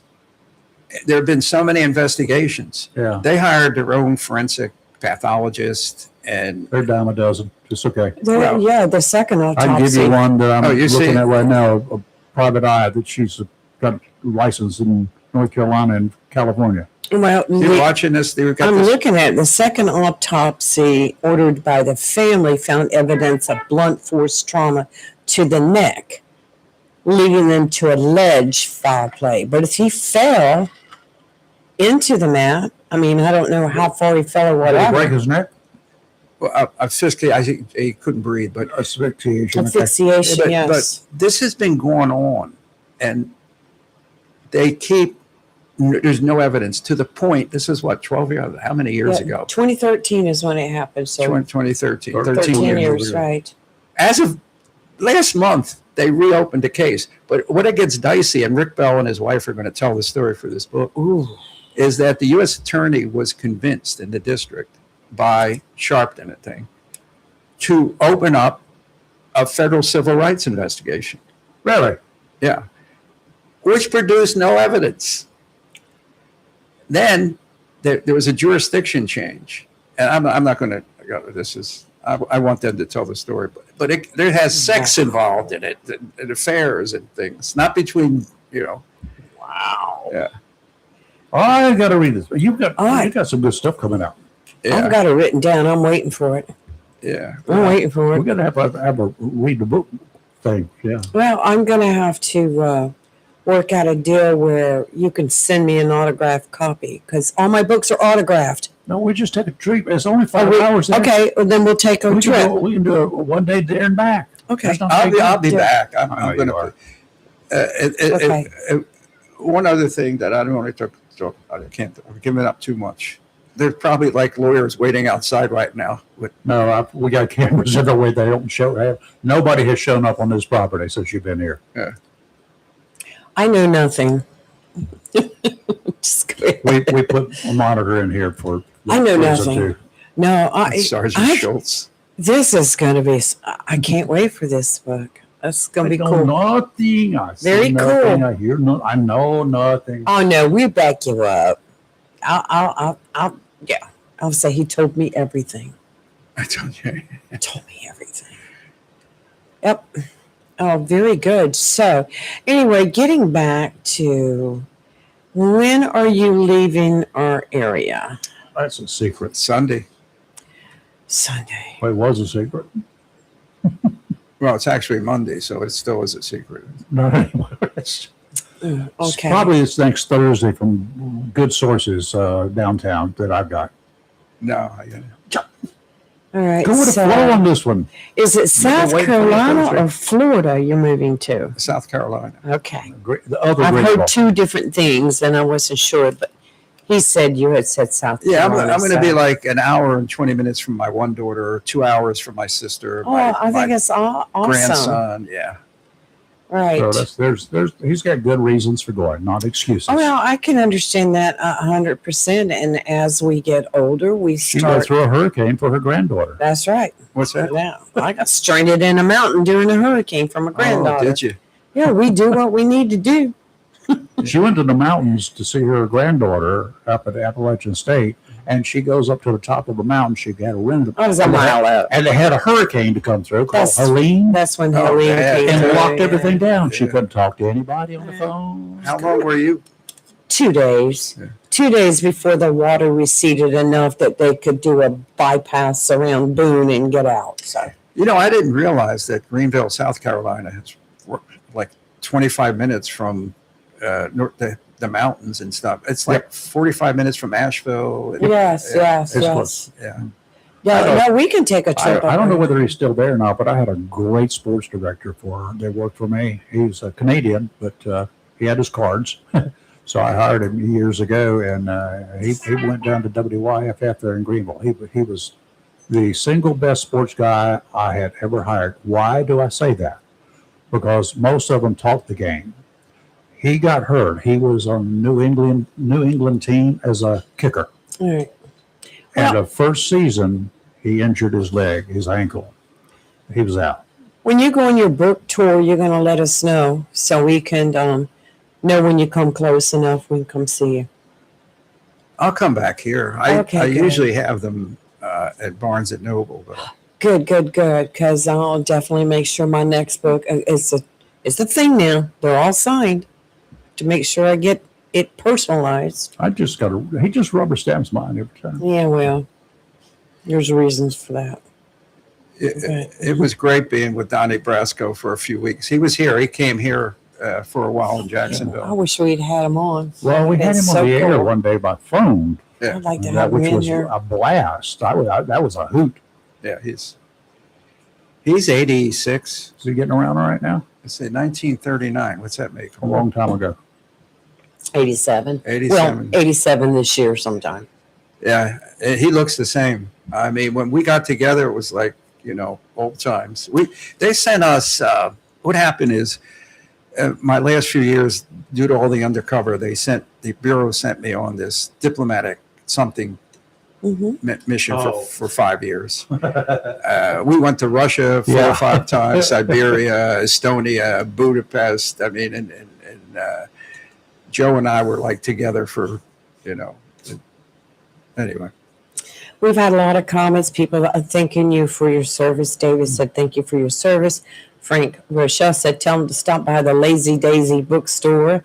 And Tom Austin is telling them to have a good day. So you've had a lot of compliments on your appearance also. A lot of people saying you look like you're in your 40s. We got a great camera up here. Yeah. Rochelle, No, not so great, We Rayford. got an AI camera that took 20 years off. So we've had a lot of Rochelle compliments. was Yes. in the Army, and he got out of high school in '66, so he may have been one of those Army guys blowing up that stuff, shooting artillery. Yeah. Well, I'm anxious to read some of the stuff on the desk assassins. Oh, that was That's really going hot. to be, I can't read. We'll have to do That a was book really club hot. on air one day on that one. Yeah, a lot of it That'd too be is cool. what they did with President Trump. This thing called burrowing. I don't know if you know what that is, but Obama was the king of burrowing, and that is he appoints these political appointees Right, who are diehard, right. liberals. And when he lost the election, the period of time between him losing the election and Trump taking office, they make them all civil service. So they're like time bombs within the government with civil service protection. And what they do, they have done some stuff to Trump that's unbelievable. Like one of the things they did is that they were going to try to block the burrowing, but the day before he took office, they backdated the appointments of these people to civil service so they would get to be civil service because Trump wasn't going to allow it the day he got in office. Right. They slow walk stuff, they ignore stuff, they interpret stuff their way. But the data that I have is that the government employees is, and I'm not sure, but it's about 70%, 75% liberal. All government employees are majority are liberal. And So it's because civil service, they're ingrained, they can't be gotten rid of. you can't get rid of them. And that's part of the Familiar with that. problem. And their attitude, Pete Hegseth said, we're going to do this weight thing. You're going to lose weight. You're going to, you know what the bureaucrats are doing in the military? Ignoring it. Yeah, we'll be here long after you're gone, Pete Hegseth. And we can, when it gets down past a certain level, they do what they want. These are desk assassins. I have found Chernobyl, one of the worst nuclear, was a desk assassin. They kept telling Anatoly that Chernobyl was going to, number 4 was going to blow. And I went, no, it'll never happen. I'll get dinged on my report, and you had Chernobyl. But that's the type of decisions that people make for the wrong reasons. In all governments. Kill people. President Biden, 13 Americans dead on the. What was that about? I'll tell you what it was about. He promised that they would get out of there by 9/11. He timed the withdrawal so he could have the anniversary of 9/11. And so you had 13 Americans on the tarmac of the airport. And desk assassin. I want to ask you, I know we're out of time, but I'm going to ask you, given things like have been going on in Tehran, we make a deal, we're going to start shooting, we're going to do this, we're going to do that, then they start shooting. It's a deal on, deal off, deal on, deal off, deal on. Stalling tactics, I think. It's just the stalling tactics. Now, we coming up, boss, on the 25th anniversary of 9/11 in 2 weeks. Do we need to be concerned more so than normal? Terrorist activities? Right. Look, as we speak. I know they're here, but I mean, this is a perfect opportunity, quarter century. They like to time, they're big on symbolism. That's what I mean. They're big on my book, The Near Enemy, the whole 430 pages was on this topic. And do we need to be concerned? Of course we need to be. Of course. Heightened levels? As individuals, I'm talking about. The government's not going to put it out. Yeah. Look, they're plotting. Shopping centers, highways. Anywhere where you have, I'm supposed to go to Raleigh that night. A maximum impact with people or, Like, I don't even want to go into the ways that they could really hurt us. But they can bring the country to a standstill if they wanted. I mean. Yeah. I've got some study guides on that as well. I was supposed to go to Raleigh that night. There's an HBOT for Heroes fundraiser. Have you heard of HBOT for Heroes? It's a big organization that does fundraising for our military veterans, and they're into the hyperbolic, the chamber for. Oh, yeah. Joe Yes. Bull went through that. Yes, that's what they do. They have a huge fundraiser that night. I mean, it's black tie. I'm like, You got a black tie? no, I got to loan you one. no, but means I have to go out and find a ball gown. We'll see. We'll see if I go. But yeah. Where was I just get? Oh yeah, I've put all your websites and all your information on both pages here today. For those watching and listening, go to johnlegato.com. That's his website, and on YouTube is John Legato. So just all you have to do is go to YouTube, key in John Legato, and you can watch the John Legato show. And you have some go great ahead. videos. My blood pressure goes through the roof every time I watch one of your As videos. an old street cop, I just want to. I send you notes. I want to explode on some of these I people. know it. Yeah, I got you saying a great quote. I'm thinking about putting it in the intro where take them out, put them in, throw them through the roof. Yes. I mean, oh my gosh, it is just like some of the people that you show that, like this one, 2 months ago, cursing and challenging cops, disorderly conduct. And that's when the cops are out there answering a call and you've got somebody that has no business even being involved in it. And they come out and they try to interfere with the cops and stuff. And the cops that law enforcement are just trying to. You really You don't know. want to go to Arkansas where a state trooper is hanging out and do that because they have a different set of rules apparently. The Sovereign problem citizens. now is police officers don't get the backing. And Right. I don't blame some of them for Mhm. putting up with it because it's their pension. Yep. And you can't do anything to them. They'll sue, Well, worse than that, they'll file a complaint and some prosecutor will prosecute the cop. Right. Yeah. Or reprimand them or Right. suspend them. That's the problem. They got to be careful in the wrong. If they come to the wrong jurisdiction, they got to be really careful. And I had to look this one up No because jurisdiction. this one was just recent. I had to look it up so I get it Deepwater. right. It was where did it go? It was it's where they drew the guns on. Cop draws down on frauditor. A frauditor approaches a police car on a dark parking lot and guns are drawn. Guess what's going to happen Oh, if you my. approach my car and I'm parked in the parking lot somewhere and It's you start dark. coming towards my car in the dark of Pointing a night? metal object at It you. doesn't matter. You start Yeah. coming towards my car, there's going to be a piece in my hand, and you won't know it.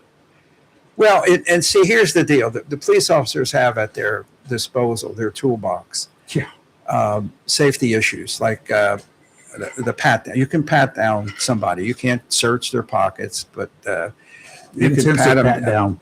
Yeah, and if they resist, you can cuff them and then do it. Yeah, you can. Detain.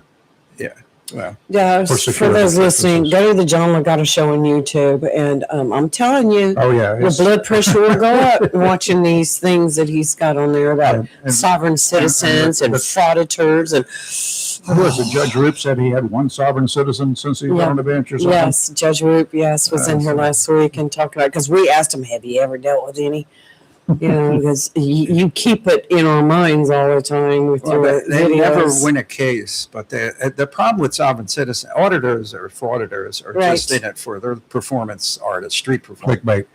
But sovereign citizens believe they're dangerous. They are crazy. I watch them a lot on that live police show that I watch on the weekends when they stop one, and I'm like, oh. I tried to explain to people, no, you do have to, if you are in an automobile behind the wheel, I don't care what you call it, it's driving, Mm-hmm. it's operating a motor vehicle, period, bottom line. North Carolina is called operating a motor vehicle. Boom. You call it traveling, I call it driving, the state calls it operating. You are going to have a driver's license. And if you don't have a driver's license, you know what I did? I arrested them, of course. God didn't just give them a citation. Then I impounded their car. Because you know what I found when I impounded cars? I do inventories. Yeah, people That's don't called, understand. that's called a search. Yeah. By the way. Well, no, you shouldn't say that. That's an inventory. It's an It's inventory. an inventory. And you know Every why? piece of dust in there. You have to inventory a car. So in case they say there was something There's stolen something, from right? it. Yeah. That's a great story. Well, it's a great tool. I just want to make one announcement too. When you go into John Legato's show on his Facebook, please like and Like subscribe. and subscribe because to the channel. You'll get notified when he's got new stuff coming up. And as soon as you can, get your popcorn and sit down. He's got over it's 17,000 fun. subscribers now. Yeah, you should have. Yeah. Way to Well, John, thank you. And we will, this ain't goodbye. This is a see you soon. Yeah.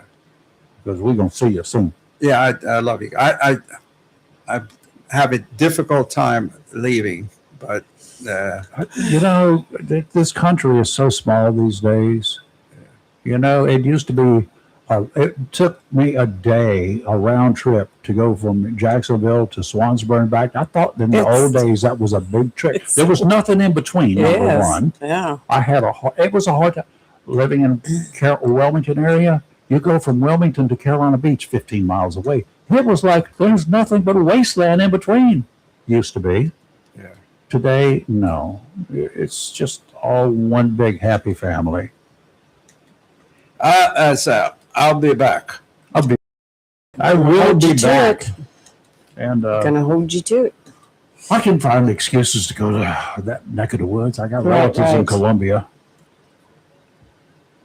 Yeah. I just looked at some of your videos on YouTube, and do you know one of them's featuring us, Rayford?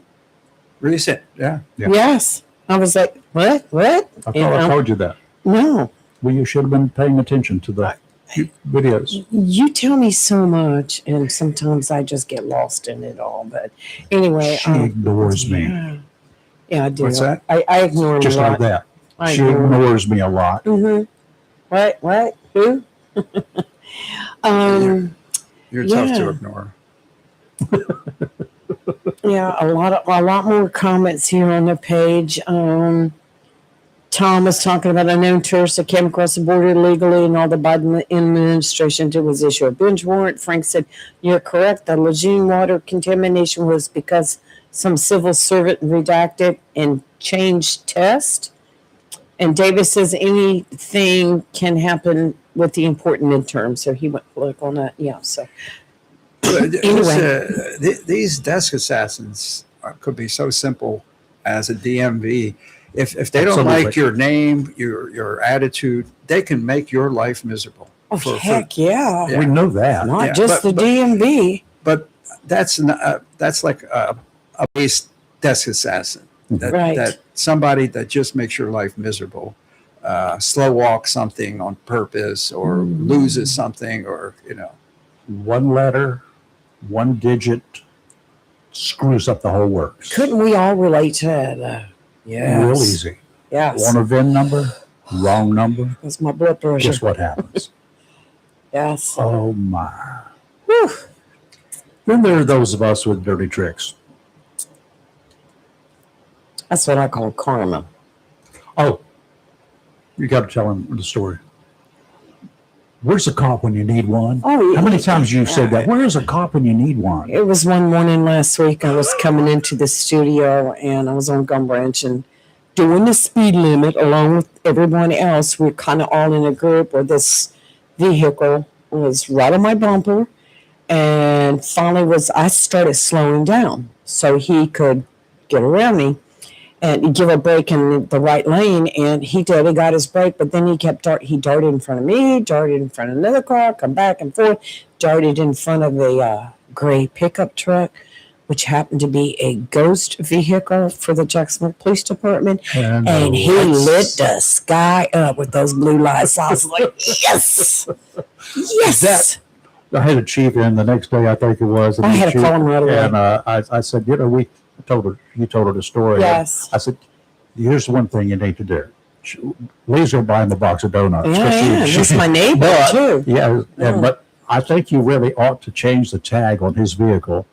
Special tag, karma. Or the Italian Carmen. I mean, when that guy did, I was like, "Go ahead, fool, do what you want to do." But I'm not going to respond. And I would have tooted the horn. I would have I wanted to tooted pull it in again. behind the Burger King, behind the cop, and just say thank you. But I figured, no, stay away. You never Yeah, know we've what had might him on come the show down. a couple of times. Yes. He's a nice guy. I'm gonna have to get him to come back on the show. I'm gonna call him today. You can bring him his donuts. Yeah, he can bring his donuts in. That's right. But anyway, yeah, once in a while you do get a little bit of a reward for foolishness that you're watching. But it's like going back to your videos with these sovereign citizens and with these others that the frauditors. Oh, they get me so upset. I just like I want to reach in there and just pop them. You know. How many times you broken a glass to get somebody to get out? Yeah. But you want to Not throw many. some- I never had to. We do felony car stops. Yeah. So Oof. felony car stops are different. You're getting out. When we approach you on a felony car stop, our weapons are drawn. Oh, of course. Yeah. Mm. You don't want to get a person in a car. I don't want them in the car. I No, want but them what I'm saying is you can get them before they get in a car. Oh, Right, okay, right, yeah. right. Yeah, well, on traffic stops and stuff like that, when we're trying to stop somebody and they don't want to get out of the car, usually verbal commands, especially dark road at 2:00 in the morning, they came around. I never had anybody resist or not come around. And the first thing I always did was, do not turn around and look at me. If you turn around and look at me, it's not going to be a good evening for you. Back to me until I tell you to stop. Do not turn around and look at me. Look at your feet. Keep your hands where I can see them, and don't turn around. Emphasize that. That just creates a little bit of, oh God, what's behind me? Well, they start calculating. Let me tell you something. Everybody, not just, but most people, if they're able to see you, they're seeing the situation. They're also seeing your commitment to this. Correct. They can judge you how committed you are. They're analyzing all this stuff. You're right. You got to, and hands are the most important Keep thing. them off guard. They move your hands, and if I look at you in your eyes is your giveaway when I'm looking at you. But your hands will be the Your first hands thing you have do. killed more people. We did reation stuff at Quantico where we have a weapon pointed at a door or something, and the door comes down and you shoot. You get shot first. It's amazing how time. People don't know. Okay. Fustest with the mostest is what counts, right? Yes. Are you taking your boat with you, or did Sold you the sell- boat. Sold the boat. Yeah. See, There's not a whole lot I of would have loved that rid of house. that. I would I have know. loved that house. He didn't even put it on the market. I know Somebody it. came and stole it from him I know it. and kicked him out. I would have put in a bid on that house. Well, Moved right out. Did the boat come with it? for you. Okay. There's only so many houses on the. Well, I Right. didn't Yeah, realize that's it's limited. on. And we had the prime, a beautiful lot. You did. Oh, it's The bay. beautiful. Yes. I used to go by early morning, pre-dawn, Mhm. headed offshore. Horn. I know. I was with you one time on the boat, and you said, "There's John's house." Do do do do. And I was like, You won't hear it inside the house. My hearing aids are. Yeah. And that's how I got to know where he lived. And I've always wanted to live right out there. It's beautiful. Absolutely beautiful. All right, Johnny. But All right, anyway, thanks We will see you in again. the next go around here soon. yeah, I know. Adios, ciao, hasta la vista. We'll see you Au again. revoir. We have to go to South Carolina. We'll see you. We'll track you down. We'll track you down. I'm waiting for the book. Yeah, well, I that's where I'm going to go right now. I'm September 1st is fast approaching. Yes, it is. Is that the deadline? It's like a week. It's like the third deadline. Oh, Yeah. that's a week. Yeah, so I'm going to run home. Motion detected in the Yeah, right. backyard. Okay, work on your book. Yeah. Good. What was that voice? That's my wife back there in she's the out backyard. Oh, it scared me. I thought we had. No. If there's anything that's going to be doing it, if as long as my hands stay up here, you're good. It's a better picture than my television. Yes. Right, okay, yeah. Here are the product details from Amazon. Alexa, stop. What? Wait a minute, I want that boot. Wait, don't You take must have Oh, pushed the okay. button when you turned that thing around. Well, it's $44.99. Celadon Safety Footwear. Oh, Alexa, All right. who is John Legato? oh no. Ooh, From the ASC.com. Legato is an iconic. that's not him. No, the camera. It could be. interrupted.